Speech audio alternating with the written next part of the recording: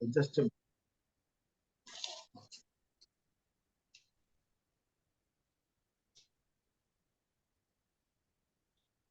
praise God. ಉನ್ನತೋನ್ನತನಾದ ಪರಿಶುದ್ಧನಾದಂತ ದೇವರ ನಾಮಕ್ಕೆ ಕೋಟಿ ಕೋಟಿ ಸ್ತೋತ್ರಗಳನ್ನ ಸಲ್ಲಿಸುತ್ತಾ ಬೆಳಗಿನ ಜಾವದಲ್ಲಿ ಎಚ್ಚರವಾಗಿದ್ದು ಪ್ರಾರ್ಥಿಸಿ ಕಾರ್ಯಕ್ರಮಕ್ಕೆ ಸರಸರಾಗಿ ಕೂಡಿ ಬಂದಿರುವಂತಹ ದೇವರ ಮಂದೆಗೆ ರಕ್ಷಕನಾದಂತ ಯೇಸು ಕ್ರಿಸ್ತನ ಮಧುರ ನಾಮದಲ್ಲಿ ಸ್ವಾಗತವನ್ನ ಬಯಸುವಂತವನಾಗಿದ್ದೇನೆ. ಕರ್ತನು ತನ್ನ ಕೃಪೆಯಿಂದ ಈ ದಿನದಲ್ಲಿ ನಮ್ಮನ್ನ ನಡೆಸಲಿ. ಈ ದಿನದ ಪಾರಾಯಣಕ್ಕಾಗಿ ರೋಮಾಪುರದ ಪತ್ರಿಕೆ 1ನೇ ಅಧ್ಯಾಯ 18ರಿಂದ 23 ವಚನಗಳ ತನಕ ನಾನು ಓದುವಂತವನಾಗಿದ್ದೇನೆ. ರೋಮಾಪುರದ ಪತ್ರಿಕೆ 1ನೇ ಅಧ್ಯಾಯ 18ರಿಂದ 23 ವಚನಗಳ ತನಕ. ದುಷ್ಟತನವನ್ನು ನಡೆಸಿ ಸತ್ಯವನ್ನು ಅಣಗಿಸುವವರಾದ ಮನುಷ್ಯರ ಎಲ್ಲಾ ವಿಧವಾದ ಭಕ್ತಿಹೀನತೆಯ ಮೇಲೆಯೂ ದುಷ್ಟತನದ ಮೇಲೆಯೂ ದೇವರ ಕೋಪವು ಪರಲೋಕದಿಂದ ತೋರಿ ಬರುತ್ತದೆ. ಯಾಕಂದ್ರೆ ದೇವರ ವಿಷಯವಾಗಿ ತಿಳಿಯಬಹುದಾದದ್ದು ಅವರ ಮನಸ್ಸಿಗೆ ಸ್ಪಷ್ಟವಾಗಿ ತಿಳಿದದೆ. ಅದನ್ನು ಅವರಿಗೆ ದೇವರೇ ಸ್ಪಷ್ಟವಾಗಿ ತಿಳಿಸಿದನು. ಹೇಗೆಂದರೆ ಕಣ್ಣಿಗೆ ಕಾಣದಿರುವ ಆತನ ಗುಣ ಲಕ್ಷಣಗಳು, ಅಂದರೆ ಆತನ ನಿತ್ಯ ಶಕ್ತಿಯು ದೇವತ್ವವು ಜಗದುತ್ಪತ್ತಿಗೆ ಮೊದಲುಗೊಂಡು ಆತನು ಮಾಡಿದ ಸೃಷ್ಟಿಗಳ ಮೂಲಕ ಬುದ್ಧಿಗೆ ಗೊತ್ತಾಗಿ ಕಾಣಬರುತ್ತವೆ. ಹೀಗಿರುವುದರಿಂದ ಅವರು ಉತ್ತರವಿಲ್ಲದವರಾಗಿದ್ದಾರೆ. ಯಾಕಂದರೆ ದೇವರ ವಿಷಯವಾಗಿ ಅವರಿಗೆ ತಿಳುವಳಿಕೆ ಇದ್ದರೂ ಅವರು ಆತನನ್ನು ದೇವರೆಂದು ಘನಪಡಿಸಲಿಲ್ಲ. ಆತನ ಉಪಕಾರಗಳನ್ನು ನೆನೆಸಿ ಆತನನ್ನು ಸ್ತುತಿಸಲಿಲ್ಲ. ಅವರು ವಿಚಾರ ಮಾಡಿ ಮಾಡಿ ಫಲ ಕಾಣಲಿಲ್ಲ. ವಿವೇಕವಿಲ್ಲದ ಅವರ ಮನಸ್ಸು ಕತ್ತಲಾಯಿತು. ತಾವು ಜ್ಞಾನಿಗಳೆಂದು ಹೇಳಿಕೊಂಡು ಹುಚ್ಚರಾದರು.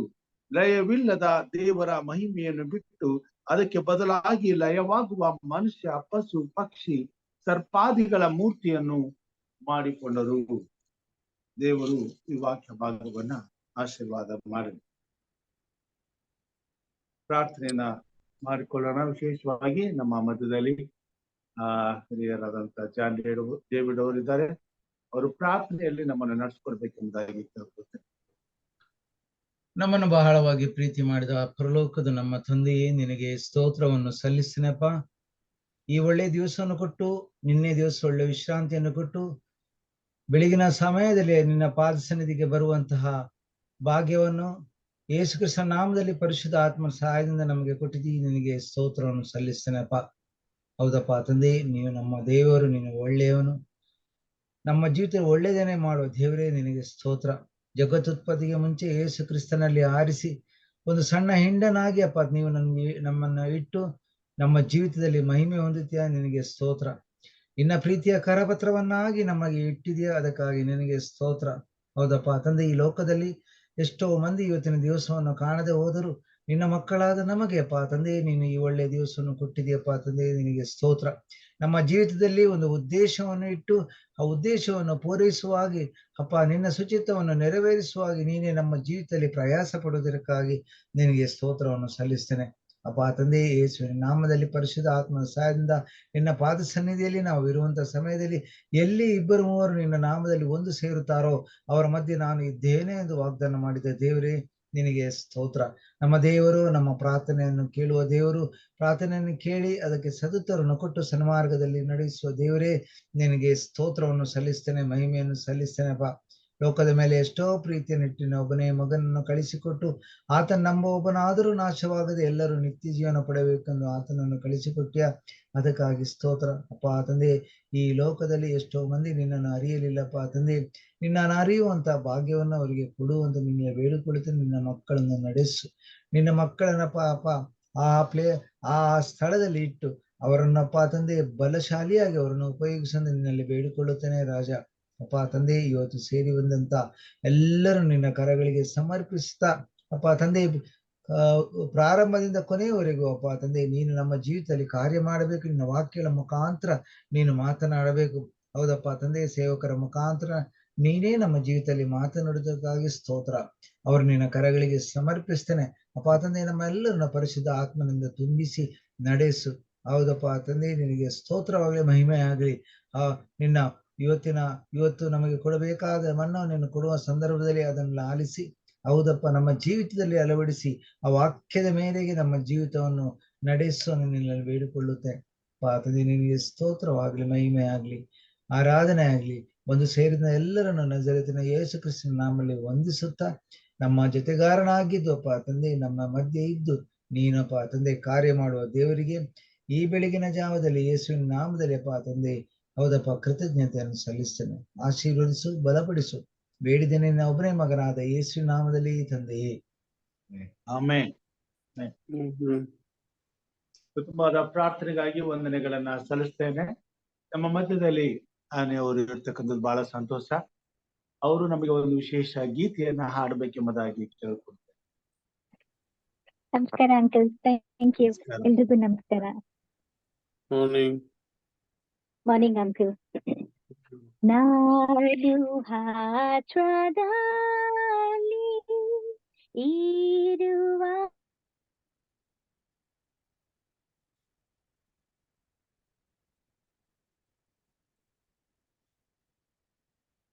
Voice has gone, ma.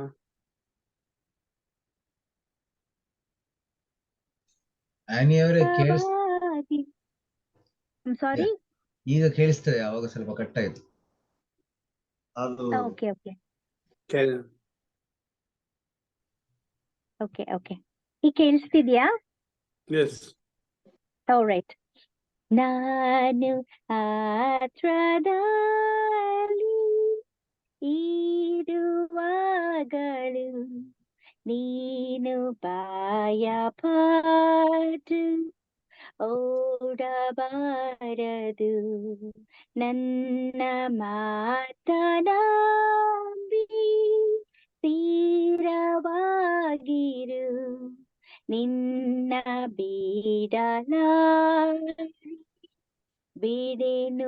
ಎಂದೆಂದಿಗೂ, ನಾ ಕೈ ಬಿಡೆನು,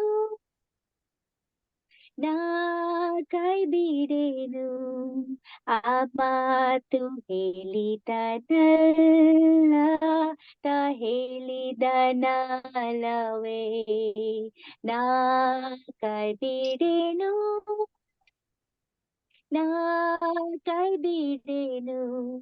ಆ ಮಾತು ಹೇಳಿದನಲ್ಲವೇ. ಸುತ್ತಲೂ ಬಾಡಿ ಹೋದರು, ಮೇಲೆ ಸ್ವರ್ಗದಲ್ಲಿ ಬದಲಾಗದು, ಅಲ್ಲಿಂದೇಸು ಸ್ವಾಮಿ ಬರುವಾತನು, ನಿನ್ನ ನನ್ನನ್ನು ಕೈ ಬಿಡೆನು, ನಾ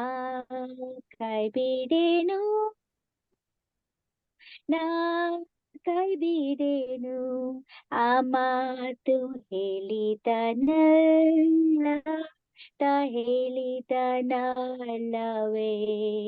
ನಾ ಕೈ ಬಿಡೆನು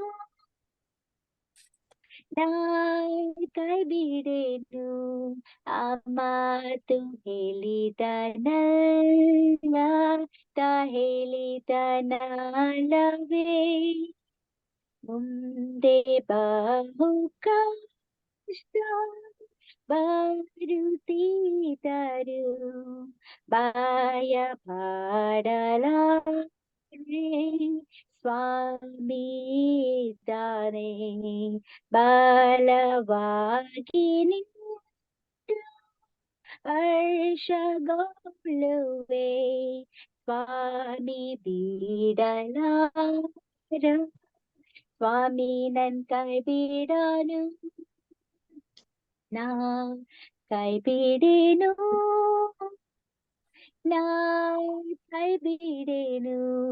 ಆ ಮಾತು ಹೇಳಿದನಲ್ಲವೇ, ನಾ ಕೈ ಬಿಡೆನು ತಾ ಕೈ ಬಿಡೇನು ಆ ಮಾತು ಹೇಳಿದನಲ್ಲ ತಾ ಹೇಳಿದನಲ್ಲವೇ. Thank you uncle. ಆಮೆನ್.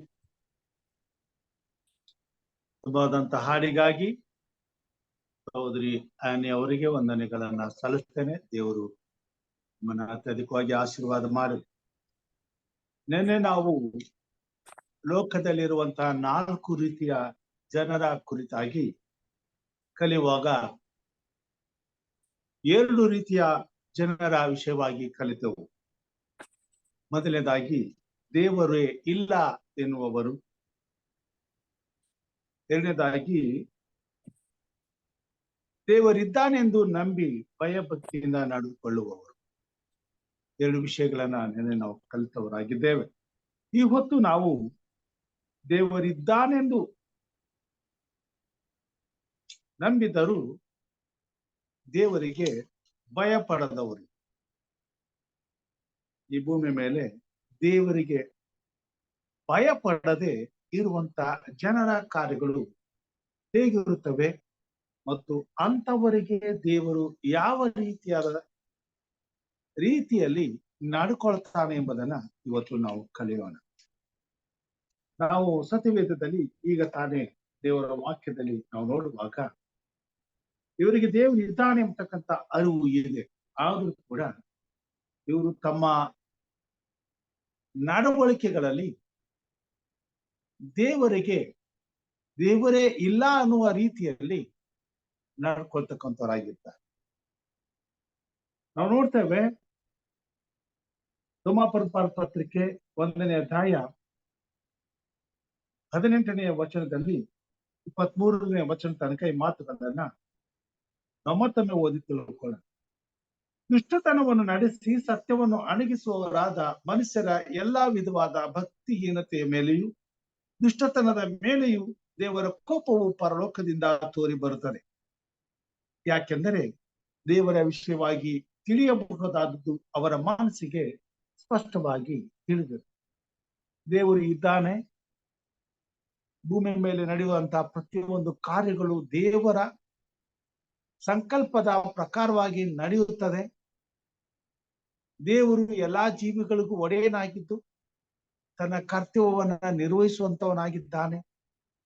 ಈ ಭೂಮಿ ಅದರಲ್ಲಿರ್ತಕ್ಕಂಥ ಸಮಸ್ತಕ್ಕೂ ದೇವರೇ ಸೃಷ್ಟಿಕರ್ತನು.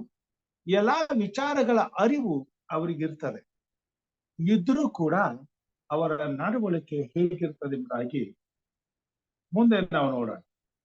ಹೇಗೆಂದರೆ ಕಣ್ಣಿಗೆ ಕಾಣದಿರುವ ಆತನ ಗುಣ ಲಕ್ಷಣಗಳು, ಅಂದರೆ ಆತನ ನಿತ್ಯ ಶಕ್ತಿಯು ದೇವತ್ವವು ಜಗದುತ್ಪತ್ತಿಗೆ ಮೊದಲುಗೊಂಡು ಆತನು ಮಾಡಿದ ಸೃಷ್ಟಿಕಾಲ ಮೂಲಕ ಬುದ್ಧಿಗೆ ಗೊತ್ತಾಗಿ ಕಾಣಬರುತ್ತದೆ.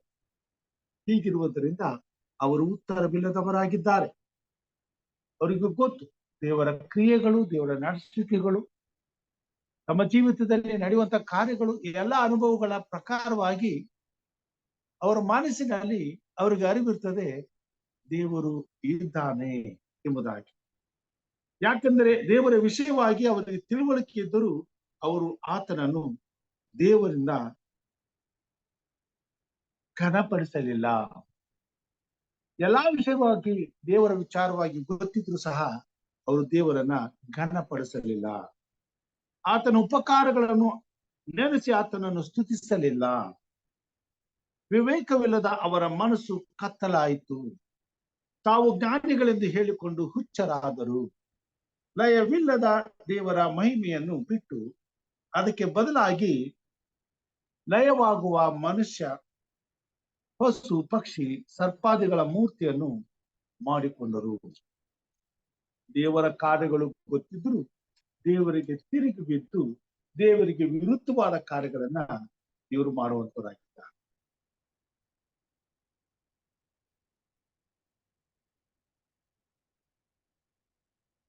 ಇವರು ದೇವರಿಗೆ ಬದಲಾಗಿ ತಾವೇ ದೇವರನ್ನ ತಮ್ಮ ಇಚ್ಛೆಗೆ ತಕ್ಕಂತೆ ಮಾಡಿಕೊಳ್ಳುವಂತವರಾಗಿದ್ದಾರೆ.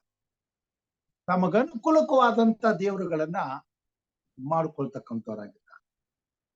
ಯಾಕಂತಂದ್ರೆ ದೇವರ ಹೆಸರನ್ನ ತಮ್ಮ ಅನುಕೂಲಕ್ಕೆ ಇವರು ಬಳಸ್ಕೊಳ್ಳುವಂತವರಾಗಿದ್ದಾರೆ. ದೇವರಿದ್ದಾನೆ ಎಂಬುದು ಗೊತ್ತು, ಆದರೆ ದೇವರ ಹೆಸರನ್ನ ತಾವು ಮಾಡುವ ಅನ್ಯಾಯ ಕಾರ್ಯಗಳಿಗೆ ತಮ್ಮ ಸ್ವಂತ ಲಾಭಕ್ಕಾಗಿ, ಸ್ವಾರ್ಥಕ್ಕಾಗಿ ಬಳಸ್ಕೊಳ್ತಕ್ಕಂಥ, ತಾವೇನೇ ಮಾಡಿದ್ರು ದೇವರು ನಮಗೇನು ಮಾಡೋದಿಲ್ಲ ಎಂಬತಕ್ಕಂಥ ಭ್ರಮೆಯಲ್ಲಿ ಜೀವಿಸ್ತಕ್ಕಂಥವ್ರು. ಜೊತೆಗೆ ತಾವೇ ಜ್ಞಾನಿಗಳೆಂದು ಹೇಳಿಕೊಂಡು ದೇವರನ್ನ ಮರೆತು ಬಿಟ್ಟು ತಮ್ಮ ಜ್ಞಾನದಿಂದಲೇ ತಾವೇ ದೇವರೆನಿಸಿಕೊಳ್ಳುವಂತ ಪ್ರಯತ್ನವನ್ನ ಮಾಡಿಕೊಳ್ಳುವಂತ ಇಂಥವರ ಬಗ್ಗೆ ಸತ್ಯವೇದದಲ್ಲಿ ದೇವರು ಅನೇಕ ಸಂಗತಿಗಳನ್ನ ನಮಗೆ ತಿಳಿಸುವಂತನಾಗಿದ್ದಾನೆ. ಕೀರ್ತನೆಗಾರನು ಬರೆದ ಕೀರ್ತನೆ 14ನೇ ಅಧ್ಯಾಯ 1ನೇ ವಚನದಲ್ಲಿ ಹೀಗೆ ಹೇಳ್ತಾನೆ. ನಮ್ಮ ಸತ್ಯವೇದದಲ್ಲಿ ಕೀರ್ತನೆಗಾರನು ಬರೆದಂತ ಕೀರ್ತನೆ 14ನೇ ಅಧ್ಯಾಯ 1ನೇ ವಚನದಲ್ಲಿ, ದುರ್ಮತಿಗಳು ದೇವರಿಲ್ಲವೆಂದು ಮನಸ್ಸಿನಲ್ಲಿ ಅಂದುಕೊಳ್ಳುತ್ತಾರೆ, ಅವರು ಕೆಟ್ಟು ಹೋದವರು ಹೇಯ ಕೃತ್ಯಗಳನ್ನು ನಡೆಸುತ್ತಾರೆ, ಅವರಲ್ಲಿ ಒಳ್ಳೆಯದನ್ನು ಮಾಡುವವರೇ ಇಲ್ಲ. ದೇವರಿದ್ದಾನೆಂಬುದಾಗಿ ತಿಳುವಳಿಕೆ ಇದ್ರೂ ಸಹ ಅವರ ಮನಸ್ಸನ್ನೇ ದೇವರು ಇಲ್ಲ ಅನ್ನುವಂತ ರೀತಿಯಲ್ಲಿ ನಡೆಸ್ಕೊಳ್ತಾರೆ. ಯಾಕಂತಂದ್ರೆ ಅವರು ಮಾಡುವಂತ ಕೆಲಸ ಕಾರ್ಯಗಳೆಲ್ಲವೂ ಹೇಯ ಕೃತ್ಯಗಳಾಗಿರುತ್ತವೆ. ಅವರು ಮೂಲತಃ ಕೆಟ್ಟವರಾಗಿರ್ತಾರೆ. ಅವರಲ್ಲಿ ಒಳ್ಳೆಯದನ್ನ ಮಾಡುವಂತ ಸ್ವಭಾವ ಇರುವುದಿಲ್ಲ. ತಮ್ಮ ಕೆಟ್ಟು ಹೋದ ಪ್ರವೃತ್ತಿಯನ್ನ ಮುಚ್ಚಿ ಹಾಕಲು, ತಮ್ಮ ಕೆಟ್ಟು ಹೋದ ಈ ಒಂದು ಸ್ವಭಾವಗಳನ್ನ ಈ ಭೂಮಿ ಮೇಲೆ ಬಿತ್ತಿ ಬೆಳೆಸಲು, ತಮ್ಮ ಇಚ್ಛೆಯನ್ನ ದುರಿಚ್ಛೆಗಳನ್ನ ತೀರಿಸಿಕೊಳ್ಳಲು ದೇವರ ಭಯವನ್ನೇ ತೆಗೆದು ಹಾಕಿ, ದೇವರ ಭಯವಿಲ್ಲದೆ ದುಷ್ಟತ್ವದಲ್ಲಿ ಆನಂದಿಸುವುದಕ್ಕೆ ಬೇಕಾದ ಎಲ್ಲ ಕಾರ್ಯಗಳನ್ನ ಮಾಡಿಕೊಳ್ಳುವಂತವರಾಗಿದ್ದಾರೆ. ನಾವು ನೋಡ್ತೇವೆ ಸತ್ಯವೇದದಲ್ಲಿ ಕೀರ್ತನೆಗಾಗಿ ಬರುವಂತ ಕೀರ್ತನೆ 10ನೇ ಅಧ್ಯಾಯ 4ನೇ ವಚನದಲ್ಲಿ ಹೇಗೆ ಅವರು ಇರ್ತಾರೆ ಎಂಬುದಾಗಿ ತಿಳಿಸ್ತಾನೆ. 4ನೇ ವಚನ,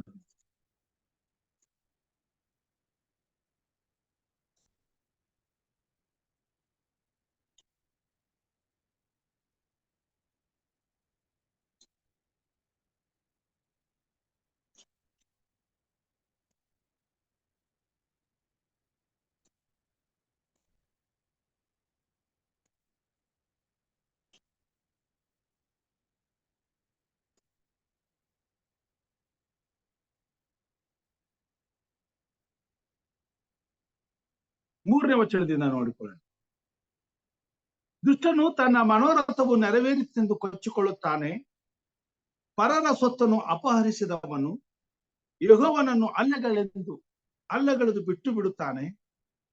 ಯೆಹೋವನು ವಿಚಾರಿಸುವುದಿಲ್ಲ ಎಂದು ದುಷ್ಟನು ಸೊಕ್ಕಿನ ಮುಖದಿಂದ ಹೇಳಿಕೊಂಡು ದೇವರಿಲ್ಲವೆಂಬುದಾಗಿ ಸದಾ ಯೋಚಿಸುತ್ತಾನೆ. ಅವನ ಪ್ರಯತ್ನಗಳು ಯಾವಾಗಲೂ ಕೈಗೂಡುತ್ತವೆ.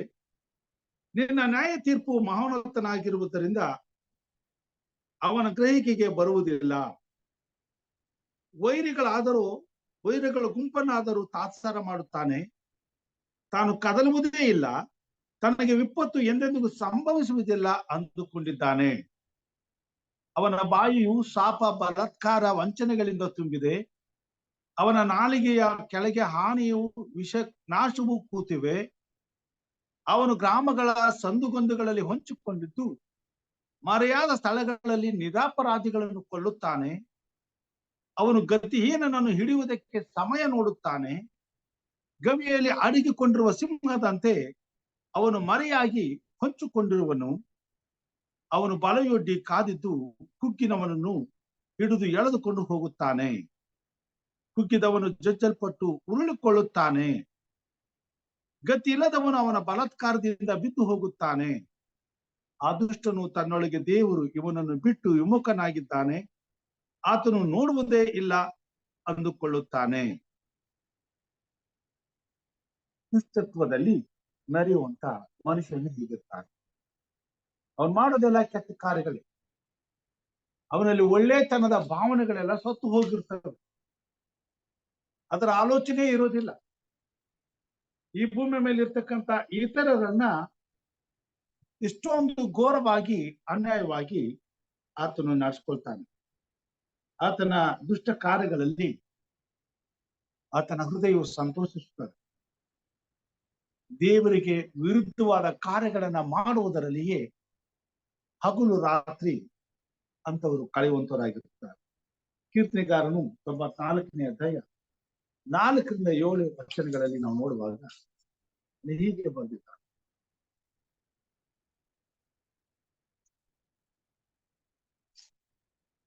ನಾಲ್ಕನೇ ವಚನದಿಂದ 94 4ರಿಂದ 7 ವಚನಗಳ ತನಕ.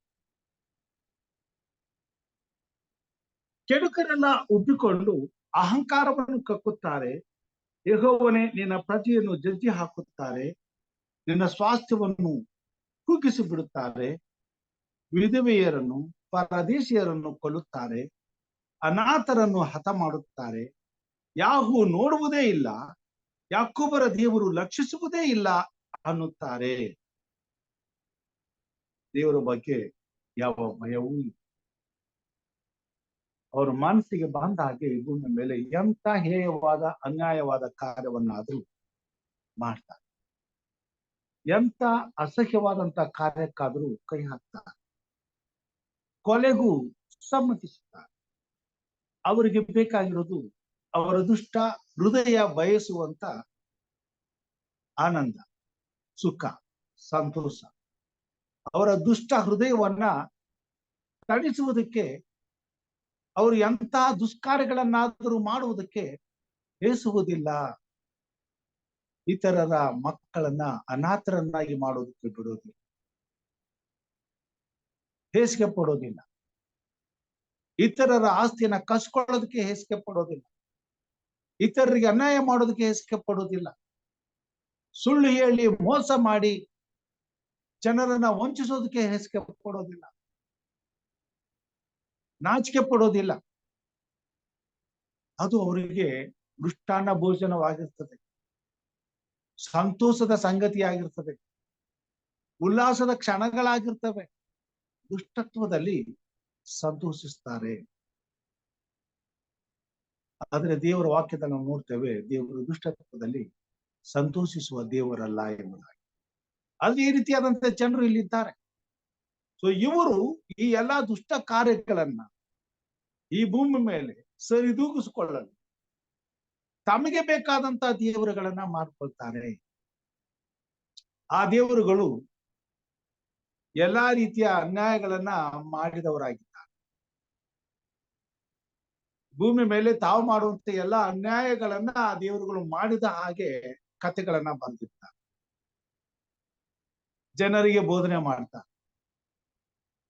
ವ್ಯಭಿಚಾರ ಮಾಡಿದ್ರು ಕೂಡ ಸರಿ, ಮೋಸ ಮಾಡಿದ್ರು ಸರಿ, ಕೊಲೆ ಮಾಡಿದ್ರು ಸರಿ, ಇದೆಲ್ಲವನ್ನ ದೇವರುಗಳು ಮಾಡಿದ್ದಾರೆ ಎಂಬುದಾಗಿ ಜನರನ್ನ ನಂಬಿಸಿ ಹಾಗೆ ಮಾಡೋದ್ರಲ್ಲಿ ಯಾವ ಅಪರಾಧವೂ ಇಲ್ಲ, ಹಾಗೆ ಮಾಡುವುದು ದೇವರೇ ಮಾಡಿದ್ದಾನೆ,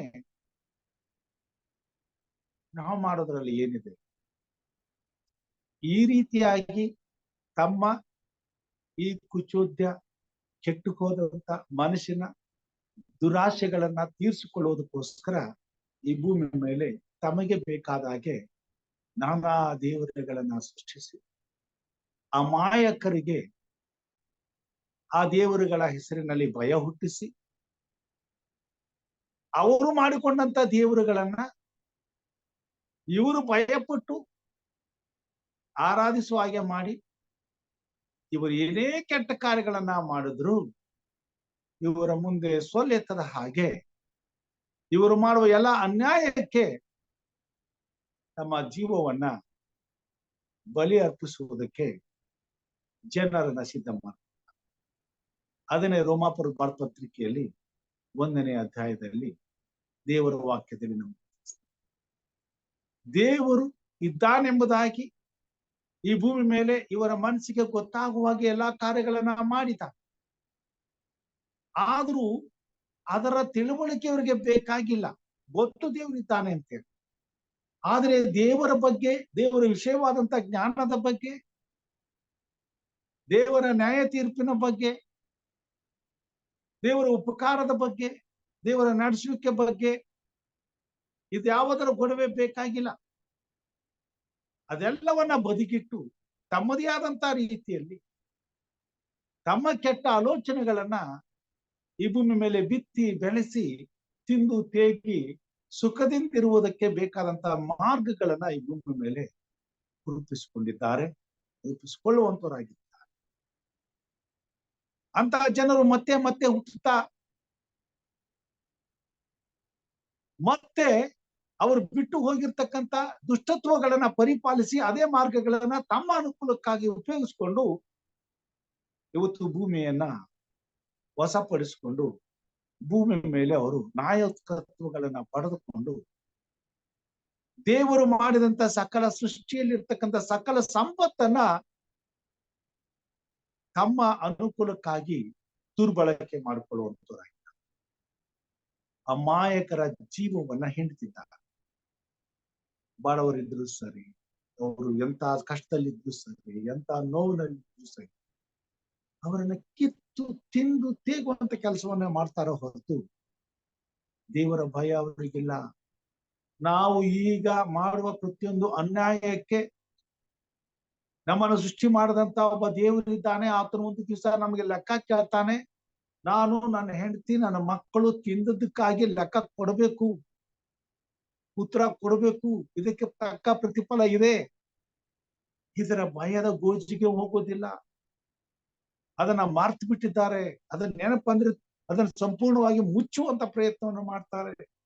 ಆ ಭಯ ಎಂದೆಂದಿಗೂ ತಮಗೆ ಬರಬಾರದು ಎಂಬತಕ್ಕಂಥದ್ದು ಎಂಬುದಕ್ಕಾಗಿ ಇಂಥ ಅನ್ಯಾಯಗಳನ್ನೇ ಮಾಡುವಂತ ದೇವರುಗಳನ್ನ ಸೃಷ್ಟಿ ಮಾಡಿಕೊಂಡಿದ್ದಾರೆ. ದೇವರ ಹೆಸರಿನಲ್ಲಿ ಇನ್ನಷ್ಟು ಅನ್ಯಾಯಗಳನ್ನ ಮಾಡಿ ತಮ್ಮ ಲೋಲೋಕ್ತಿಯನ್ನ ಈ ಭೂಮಿ ಮೇಲೆ ತಮ್ಮ ಮನಸ್ಸಿಗೆ ಬಂದ ಹಾಗೆ ಅನುಭವಿಸುವುದಕ್ಕೆ ದೇವರ ಭಯವನ್ನ ಸಂಪೂರ್ಣವಾಗಿ ತೆಗೆದುಬಿಟ್ಟು ದೇವರೇ ಇಲ್ಲ, ನಮ್ಮನ್ನ ಕೇಳುವವರು ಯಾರೂ ಇಲ್ಲ, ನಮ್ಗೇನೂ ಆಗೋದಿಲ್ಲ ಎಂಬುವಂತ ಜೀವಿತವನ್ನ ಜೀವಿಸುವಂತವರಾಗಿ ಅಂತವರು ತಾನೇ ಕೊನೆಯಲ್ಲಿ ಈ ಭೂಮಿ ಮೇಲೆ ಇಂಥ ಕಾರ್ಯಗಳನ್ನ ಮಾಡ್ಬಿಟ್ಟು ಲಯವಿಲ್ಲದ ದೇವರ ಮಹಿಮೆಯನ್ನ ತ್ಯಜಿಸಿ ಲಯವಾಗುವ ಮನುಷ್ಯ, ಪ್ರಾಣಿ, ಪಕ್ಷಿ ಇವುಗಳನ್ನ ಮೂರ್ತಿಯನ್ನ ಮಾಡಿಕೊಂಡು ಅವುಗಳನ್ನ ಆರಾಧಿಸುವಂತೆ ಜನರನ್ನ ಪ್ರಬೋಧಿಸಿ ಸೃಷ್ಟಿಕರ್ತನನ್ನ ಅವಮಾನಿಸುವಂತ ಕಾರ್ಯವನ್ನ ಅವರು ಮಾಡುವರು. ತಾವೇ ಜ್ಞಾನಿಗಳೆಂದು ಹೇಳಿಕೊಂಡು ಇಂತಹ ಹುಚ್ಚ ಕೆಲಸಗಳನ್ನ ಅವರು ಮಾಡಿದ್ದಾರೆ. ಇವರ ಜೀವಮಾನದಲ್ಲಿ ಇವರು ದೇವರಿಗೆ ಸಲ್ಲತಕ್ಕ ಘನತೆಯನ್ನ ಸಲ್ಲಿಸಲಿಲ್ಲ. ಇವರಿಗಾಗಿ ಮಾಡಿದ ಉಪಕಾರಗಳಿಗೆ ಉಪಕಾರವನ್ನ ಮಾಡಲಿಲ್ಲ. ದೇವರಿಗೆ ಕೃತಜ್ಞತೆಯನ್ನ ಸಲ್ಲಿಸಲಿಲ್ಲ.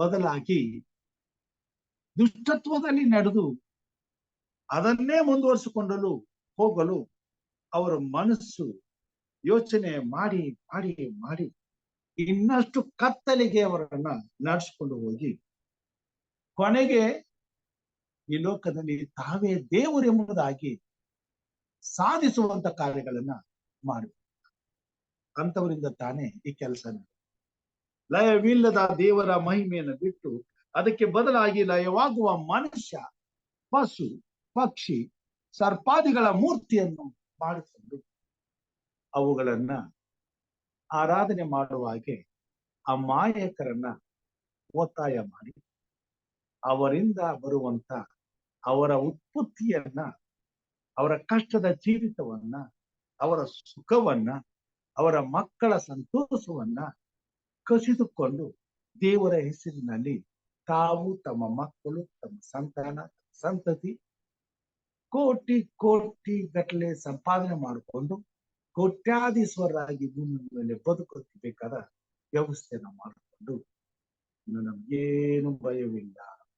ತಲತಲಾಂತರಕ್ಕೆ ಆಗುವಂತ ಆಸ್ತಿ ನಮಗಿದೆ. ನಾವು ನಮ್ಮ ಮಕ್ಕಳು ಉಂಡು ತಿಂದು ಕುಡಿದು ಸಂತೋಷ ಪಟ್ಟು ಮಜಾ ಮಾಡಿ ಏನೇ ಮಾಡಿದ್ರು ನಮ್ಮ ಗೊಡವೆಗೆ ಯಾರು ಬರುವುದಿಲ್ಲ, ನಮ್ಮನ್ನ ಯಾರು ಏನೋ ಮಾಡೋದು. ಇವತ್ತಿನ ದಿನಮಾನಗಳಲ್ಲಿ ಏನಿದೆ, ಎಂತಹ ಅನ್ಯಾಯ ಮಾಡಿದರೂ ಕಾನೂನುಗಳಿಗೆ ಒಂದಷ್ಟು ಬಿಸಾಕಿದ್ರೆ ಆ ಕಾನೂನುಗಳನ್ನ ಮುಚ್ಚಿಬಿಡ್ತಾರೆ. ಇವ್ರನ್ನ ಮುಟ್ಟೋರು ಯಾರು ಇಲ್ಲ. ಎಂತ ತೀರ್ಪಿಗೂ ಇವ್ರು ಹೆದರಬೇಕಾಗಿ ಅದನ್ನ ಕೊಂಡುಕೊಳ್ಳುವಂತ ಶಕ್ತಿ ದುಡ್ಡಿನಲ್ಲಿದೆ ಎಂಬುದಾಗಿ ಅವರು ಅಂದುಕೊಂಡು ಜೀವಿಸ್ತಾರೆ. ಇವತ್ತಿನಿಂದಲ್ಲ, ಇದು ಹಿಂದಿನಿಂದಲೂ ಇಂಥ ಜನರು ಹುಟ್ಟಿ ಇಂಥ ಜನರನ್ನ ಸೃಷ್ಟಿ ಮಾಡುತ್ತಾ ಇಂಥ ಜನರನ್ನ ಬೆಳೆಸುತ್ತಾ ಅವರು ಮುಂದೆ ಸಾಗುವಂತರಾಗಿ. ಅದಕ್ಕೋಸ್ಕರವೇ ಯುಗಾಂತರದಿಂದಲೂ ಇಂಥ ಜನರ ದುಷ್ಟತ್ವಕ್ಕೆ ಈ ಭೂಮಿ ಒಳಗಾಗಿ ಈ ಭೂಮಿ ಮೇಲೆ ಲಯವಿಲ್ಲದ ದೇವರ ಮಹಿಮೆಯನ್ನ ಜನರು ಕಳೆದುಕೊಂಡು ಲಯವಾಗುವಂತ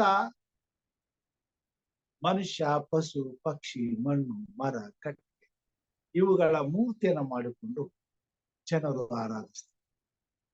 ದೇವರ ವಾಸ್ತವದ ಬಗ್ಗೆ ಅರಿವಿದ್ದರು ಜ್ಞಾನಿಗಳೆಂದು ಎನಿಸಿಕೊಂಡವರು ದೇವರ ಜ್ಞಾನವನ್ನ ಬೋಧಿಸದೆ ದೇವರ ವಿಷಯವಾದ ಜ್ಞಾನವನ್ನ ಮುಚ್ಚಿಟ್ಟು ದೇವರ ಜ್ಞಾನಕ್ಕೆ ವಿರುದ್ಧವಾದ ಜ್ಞಾನವನ್ನ ಸೃಷ್ಟಿ ಮಾಡಿ ಅದನ್ನ ಬರೆದು ಇವತ್ತು ಅದು ಒಂದು ಧರ್ಮ, ಇವತ್ತು ಅದು ಒಂದು ಸತ್ಯ, ಇವತ್ತು ಅದು ಒಂದು ಗುರಿ, ಉದ್ದೇಶ, ಮೂಲ ಧ್ಯೇಯವಾಗಿ ಈ ಭೂಮಿಯನ್ನ ಆಳ್ತಾರೆ. ಹಾಗೆ ಮುಂದುವರಿತಾರೆ. ಇದು ದುಷ್ಟತ್ವದಿಂದ ತುಂಬಿದಂತ ಹೃದಯದಿಂದ ಮಾಡಲ್ಪಟ್ಟಂತ ದೇವರಿಗೆ ವಿರುದ್ಧವಾದ ಮಹಾ ಮೋಸದ ಕಾರ್ಯ, ಮಹಾ ಪಾಪ ಎಂಬುದನ್ನ ಅವರು ಅರಿವಿಲ್ಲದೆ ಮಾಡಿಬಿಟ್ಟಿದ್ದಾರೆ. ಇವತ್ತಿನ ಜನರು ಸಹ ಅರಿವಿಲ್ಲದೆ ಆ ಕಾರ್ಯಗಳನ್ನ ಮುಂದುವರಿಸ್ಕೊಂಡು ಹೋಗ್ತಾರೆ. ದೇವರ ಭಯವೇ ಇಲ್ಲ. ದೇವರು ಈ ಭೂಮಿಯನ್ನ ದೃಷ್ಟಿಸಿ ನೋಡುವಾಗ ದೇವರ ವಾಕ್ಯದಲ್ಲಿ ಹೀಗೆ ನಾವು ನೋಡುವಂತರಾಗಿದ್ದೇವೆ. ಅವರನ್ನ ನೋಡುವಾಗ ಅಲ್ಲಿ ಈ ರೀತಿಯಾಗಿ ದೇವರು ನೋಡೋದನ್ನ ನಾವು ನೋಡುವಂತರಾಗಿ.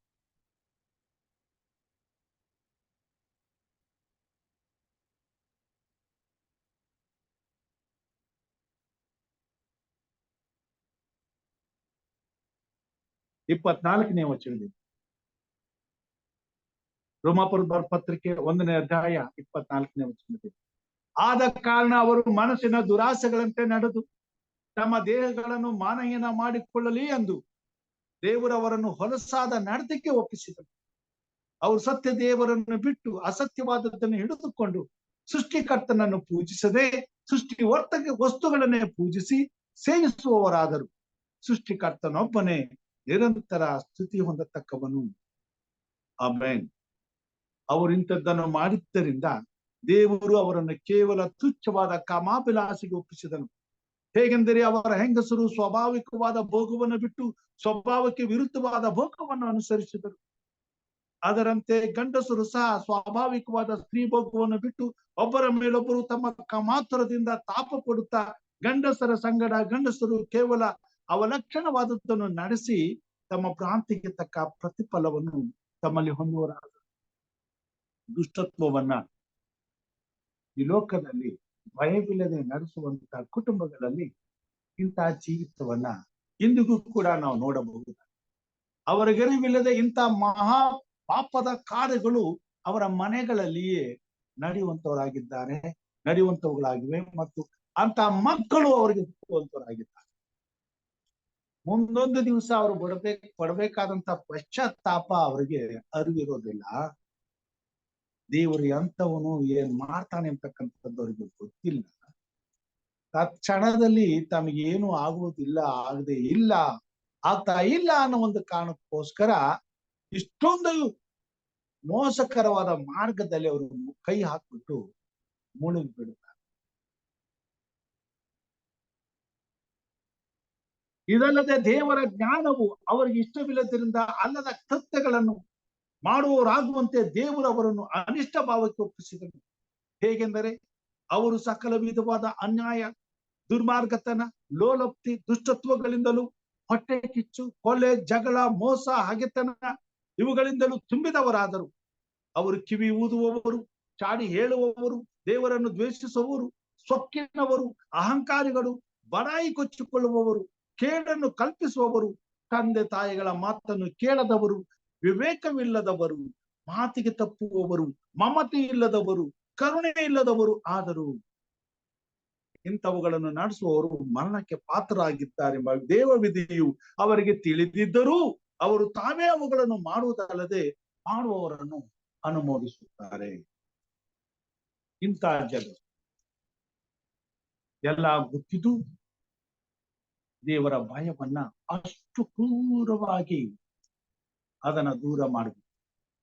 ಅದರ ಗೊಡವೆ ಬೇಡ ಎಂಬುದಾಗಿ ದೇವರ ಭಯವಿದ್ದರೂ ದೇವರ ಭಯವನ್ನ ತೆಗೆದು ಹಾಕಿ ಅದಕ್ಕೆ ಬದಲಾಗಿ ತಮ್ಮ ಹೃದಯವನ್ನು ಅಷ್ಟು ಹಠದಿಂದ ತುಂಬಿಸಿಕೊಂಡು ದೇವರಿಗೆ ಭಯ ಪಡಲಾರದಂತ ಜೀವಿತವನ್ನ ತಾವು ಕೋಟಿ ಹಾಗೆ ಕಟ್ಕೊಂಡಿದ್ದಾರೆ. ನಮಗೇನೂ ಆಗೋದಿಲ್ಲ ಎಂತಕ್ಕಂಥ ನಂಬಿಕೆಯಲ್ಲಿ ಭ್ರಮೆಯಲ್ಲಿ ಜೀವಿಸ್ತಿದ್ದಾರೆ. ಪ್ರಿಯರೇ, ಇವತ್ತು ಸಹ ಇಂಥ ಜೀವಿತವನ್ನ ಅನೇಕರ ಜೀವಿತದಲ್ಲಿ ನಾವು ನೋಡಬಹುದಾಗಿದೆ. ಅವರನ್ನ ನೋಡಿ ನಾವು ಅನೇಕ ಸಾರಿ ಆಶ್ಚರ್ಯಪಡಬಹುದು. ಎಂತ ಕ್ರೂರಿಗಳು ಇವರು, ಎಂತ ದುಷ್ಟರು ಇವರು, ಇಂಥ ಕಾರ್ಯಗಳನ್ನ ಮಾಡೋದಕ್ಕೆ ಇವ್ರಿಗೆ ಹೆಂಗ ಮನಸ್ಸು ಬಂತು? ಅವರ ಮನಸ್ಸು ಅಷ್ಟು ಕೆಟ್ಟು ಹೋಗುತ್ತದೆ. ಅದಕ್ಕೆ ಆ ರೀತಿ ಮಾಡ್ತಾ ಇದ್ದಾರೆ. ಈ ಭೂಮಿ ಮೇಲೆ ಅಂತವ್ರು ಇದ್ದಾರೆ. ದೇವರು ಅದನ್ನ ನಮ್ಮ ಗಮನಕ್ಕೆ ಇದ್ದಾರೆ. ಇಂಥ ಜನರು ಈ ಭೂಮಿ ಮೇಲೆ ಇರೋದ್ರಿಂದ ಈ ಭೂಮಿ ಮೇಲೆ ಎಲ್ಲಾ ಕೆಟ್ಟತನಗಳು ಇನ್ನೂ ದಿನದಿಂದ ದಿನಕ್ಕೆ ತುಂಬಿ ತುಳುಕುವ ಹಾಗೆ ಕಾರ್ಯಗಳು ನಡೀತಾ ಇವೆ. ಎಲ್ಲಾ ರೀತಿಯ ಅನ್ಯಾಯ, ಅಸಹ್ಯವಾದ ಕಾರ್ಯ, ಮೋಸ, ವಂಚನೆ, ಕೊಲೆ, ದರೋಡೆ, ಸುಲಿಗೆ, ಎಲ್ಲಾ ವಿಧವಾದಂತ ಅಕ್ರಮಗಳು, ಪಾಪದ ಕೃತ್ಯಗಳು ಈ ಲೋಕದಲ್ಲಿ ತುಂಬಿ ತುಳುಕುವಂತವರಾಗಿ ಇವರು ದೇವರಿದ್ದಾನೆ ಎಂಬುದಾಗಿ ಗೊತ್ತಿದ್ರೂ ಸಹ ದೇವರ ಭಯವನ್ನ ತ್ಯಜಿಸಿ ದೇವರಿಗೆ ವಿರುದ್ಧವಾಗಿ ತಾವೇ ದೇವರುಗಳಾಗಿ ತಮ್ಮ ಮನಸ್ಸಿಗೆ ಬೇಕಾದ ಹಾಗೆ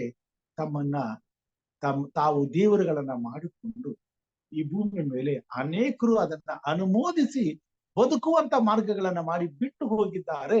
ಮುಂದೆ ಬರ್ತಕ್ಕಂಥ ಅವರ ಸಂತತಿಗಳು ಸಹ ಅದನ್ನೇ ಮಾಡಿ ಬದುಕುತ್ತಾ ಈ ಭೂಮಿ ಮೇಲೆ ಇರ್ತಕ್ಕಂಥ ಇತರರನ್ನು ಹಾಗೆ ನಡೆಸಿಕೊಂಡು ಸರ್ವಾಧಿಪತಿಗಳಾಗಿ ಈ ಭೂಮಿಯನ್ನ ಆಡಳಿತ ಮಾಡ್ತಾರೆ. ಇಂಥವರಿಗಾಗಿ ಯೋಬನು ಏನ್ ಹೇಳ್ತಾನೆ, ಇಂಥವರ ಪರಿಸ್ಥಿತಿ ಏನಾಗ್ತದೆ ಎಂಬುದಾಗಿ ದೇವರ ವಾಕ್ಯದಲ್ಲಿ, ಯೋಬನ ಪುಸ್ತಕದಲ್ಲಿ ದೇವರು ನಮಗೆ ತಿಳಿಸಿ 24ನೇ ಅಧ್ಯಾಯ 18ನೇ ವಚನ.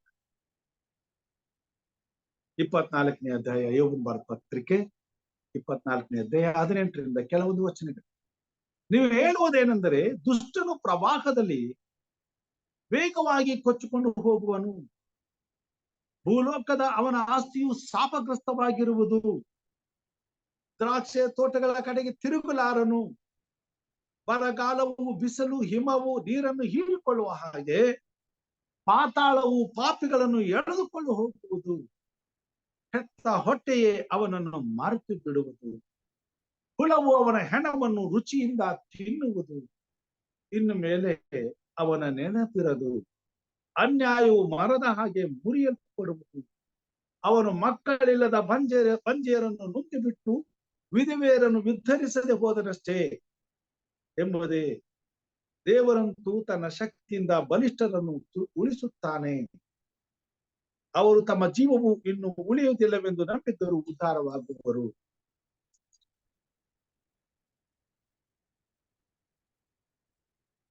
ದೇವರು ಅವರಿಗೆ ಅಭಯವನ್ನು ಕೊಟ್ಟದ್ರಿಂದ ಅವರು ಅದನ್ನು ಆಧಾರ ಮಾಡಿಕೊಳ್ಳುವರು. ಇದು ಒಳ್ಳೆಯವರಿಗಾಗಿ, ಕೆಟ್ಟವರಿಗಾಗಿ ಹೇಳಿದ ಮಾತುಗಳನ್ನು ಕೇಳಿ. ದುಷ್ಟನು ಪ್ರವಾಹದಲ್ಲಿ ವೇಗವಾಗಿ ಕೊಚ್ಚಿಕೊಂಡು ಹೋಗ್ತಾನೆ, ಗೊತ್ತಾಗುವುದಿಲ್ಲ. ಸುನಾಮಿ ಬಂದ ಹಾಗೆ ಅವರ ಮನೆ ಮೇಲೆ ದೇವರ ಕೋಪ ಏರಿಕೆ ಬಂದ. ಆ ಸಮಯದಲ್ಲಿ ಅವರು ಮಾತ್ರ ಅಲ್ಲ, ಅವರು ಸಂಪಾದಿಸಿದಂತ ಆಸ್ತಿ ಪಾಸ್ತಿ, ಅವರು ಅನುಭವಿಸಬೇಕಾದಂತ ಅವರ ಮಕ್ಕಳು, ಅವರ ಕುಟುಂಬ ಒಂದೇ ಸಾರಿ ಅದು ನೆಲಸಮವಾಗುವ ಹಾಗೆ ಆಗುತ್ತದೆ. ಆ ದಿನ ಬರ್ತದೆ ಎಂಬುದಾಗಿ ಅವ್ರಿಗೆ ಗೊತ್ತಿಲ್ಲ. ಇದೆಲ್ಲೂ ಆಗೋದಿಲ್ಲ ಈ ಭೂಮಿ ಮೇಲೆ. ಈ ರೀತಿಯಾಗಿ ನಡ್ಕೊಳ್ತಕ್ಕಂತ ಪ್ರವೃತ್ತಿಯುಳ್ಳ ಪ್ರತಿಯೊಬ್ಬನ ಕುಟುಂಬದಲ್ಲಿ ಇಂಥ ಕಾರ್ಯಗಳು ಸೃಷ್ಟಿಕರ್ತನಾದಂತ ದೇವರ ಕೋಪವು ಅವರ ಮೇಲೆ ಏನಾಗಿ ಬರುವಾಗ ಈ ಘಟನೆಗಳು ನಡೆದು ಹೋಗ್ತವೆ. ಅದನ್ನು ಸಹ ದೇವರ ಜನರು ಕಣ್ಣಾರೆ ಕಾಣ್ತಾರೆ. ಏನಪ್ಪಾ ಹೀಗೆಲ್ಲ ಆಗ್ತದೆ, ಇವ್ರನ್ನ ತಡೆಯವರು ಯಾರು ಇಲ್ವಾ ಅಂತ ಅಂದ್ಕೊಂಡು ನೊಂದ್ಕೊಂಡು ಅವರ ಎಲ್ಲಾ ಕುಯುಕ್ತಿಗೆ ಒಳಗಾಗಿ ತಮ್ಮ ಬೆನ್ನನ್ನ ಕೊಡುವಂತ ಜನರ ಕಣ್ಣೆದುರಿಗೆ ಅವರ ಕುಟುಂಬಗಳು ಈ ರೀತಿ ಸರ್ವನಾಶ ಆಗೋದನ್ನ ನೋಡುವ ಹಾಗೆ ದೇವರು ಕಾರ್ಯ ಮಾಡಿ. ಅವರ ಪರಿಸ್ಥಿತಿ ಹೇಗಿರ್ತದೆ? ಭೂಲೋಕದ ಅವನ ಆಸ್ತಿಯು ಶಾಪಗ್ರಸ್ತವಾಗ್ತದೆ. ಅದು ಬಿದ್ದಿದ್ರು ಯಾರು ಮುಟ್ಟಬಾರದು, ಅದನ್ನ ಯಾರು ಉಪಯೋಗಿಸಬಾರದು. ಮಾಡಿದ ಅಡಿಗೆ ಕೆಟ್ಟು ಹೋಗಿ ಕೊಳತು ನಾರುವಂತೆ ಆಗುತ್ತೆ. ಅದು ಶಾಪಗ್ರಸ್ತವಾದ ಹಣ, ಶಾಪಗ್ರಸ್ತವಾದ ಆಸ್ತಿ, ಶಾಪಗ್ರಸ್ತವಾದ ಭೂಮಿ. ಅದನ್ನ ತಗೊಂಡು ಮುಟ್ಟೋದಕ್ಕೂ ಕೂಡ ಜನರು ಭಯ ಪಡಬೇಕು. ಆ ರೀತಿಯಾಗಿ ಅಂತವರ ಆಸ್ತಿ ಶಾಪವಾಗ್ತದೆ, ಅಂತವರ ಕುಟುಂಬ ಶಾಪಗ್ರಸ್ತವಾಗ್ತದೆ, ಅಂತವರ ಸಂತತಿ ಶಾಪಗ್ರಸ್ತವಾಗ್ತದೆ. ದ್ರಾಕ್ಷಿಯ ತೋಟಗಳ ಕಡೆಗೆ ತಿರುಗಲಾರನು. ಮಾಡಿರ್ತಂತಹ ದ್ರಾಕ್ಷಿಯ ತೋಟಗಳು ಅನ್ಯಾಯವಾಗಿ ಸಂಪಾದನೆ ಮಾಡ್ಕೊಂಡಿರ್ತಕ್ಕಂಥ ಪಾಸ್ತಿಗಳು ಬಿಕೋ ಅಂತ ಬಿದ್ದಿರ್ತಾವ. ಅದನ್ನ ಉತ್ತೋದಕ್ಕೆ ಯಾರು ಇರುವುದಿಲ್ಲ, ಬಿತ್ತೋದಕ್ಕೂ ಯಾರು ಇರುವುದಿಲ್ಲ, ಬೆಳೆಸೋದಕ್ಕೆ ಯಾರು ಹೋಗುದಿಲ್ಲ. ಉತ್ತಮವಾದಂತಹ ದ್ರಾಕ್ಷಿ ಫಲವನ್ನು ಕೊಡ್ತಿದ್ದಂತ ತೋಟಗಳು ಮುಳ್ಳು ಗಿಡಗಳಿಂದ ತುಂಬಿಕೊಂಡು ಅರಣ್ಯ ಪ್ರದೇಶವಾಗ್ಬಿಡುತ್ತೆ. ಬರಗಾಲವು ಬಿಸಿಲು ಹಿಮದ ನೀರನ್ನು ಹೀರಿಕೊಳ್ಳುವ ಹಾಗೆ ಪಾತಾಳವು ಪಾಪಗಳನ್ನ ಎಳೆದುಕೊಂಡು ಹೋಗ್ತದೆ. ನರಕ, ನಾಶನ, ಘೋರವಾದಂತ ಸಂಕಟಗಳಿಂದ ಅವರ ಮನೆಯನ್ನ ದೇವರು ಆಡಳಿತ ಮಾಡಿ ನೋಡ್ತೀವಿ. ಕೋಟಿ ಕೋಟಿ ಕಟ್ಲೆ ಮಾಡಿ ದುಡ್ಡಿರ್ತದೆ, ಎಲ್ಲ ಇರ್ತದೆ, ಅಧಿಕಾರ ಇರ್ತದೆ, ಆಸ್ತಿ ಇರ್ತದೆ. ಆದ್ರೆ ಅವರ ಮನೆಯಲ್ಲಿ ಮಲಗಿದವರು ಮಲಿಗೆ ಆಗಿರ್ತಾರೆ. ಕೂತ್ಕೊಳ್ಳಕ್ ಬರಲ್ಲ, ನಿಂತ್ಕೊಳ್ಳಕ್ ಬರಲ್ಲ, ಉಣ್ಣಕ್ ಬರಲ್ಲ, ತಿನ್ನಕ್ ಬರಲ್ಲ. ಅವ್ರು ನೋಡ್ಕೊಳಕ್ 7 ಮಂದಿ ಇರ್ಬೇಕು. ಅಂತ ನೋವನ್ನ ಅನುಭವಿಸುವಂತ ಪರಿಸ್ಥಿತಿಗಳನ್ನ ಅವ್ರ ಕುಟುಂಬದಲ್ಲಿ ಅನುಭವಿಸ್ತಾರೆ. ಕಾಲ ಬರ್ತದೆ, ತಾವು ಮಾಡೋದಕ್ಕೆಲ್ಲ ಪಶ್ಚಾತ್ತಾಪ ಪಡ್ಬೇಕು, ಗೋಳಾಡ್ಬೇಕು. ದೇವರು ಅವರ ಆಸ್ತಿಯನ್ನ ಶಾಪಗ್ರಸ್ತಾರೆ. ಹೆತ್ತ ಹೊಟ್ಟಿಗೆ ಅವನನ್ನ ಮರೆತು ಬಿಡುವುದು. ಯಾಕಪ್ಪ ಇಂಥ ಮಗನನ್ನ ಹೆತ್ತೆ ಅಂತ ಹೇಳಿ ಅಂತವ್ರನ್ನ ಹೆತ್ತ ತಂದೆ ತಾಯಿಗಳು ಅವರಿಗೆ ಹಿಡಿ ಶಾಪ ಆಗ್ತಾರೆ.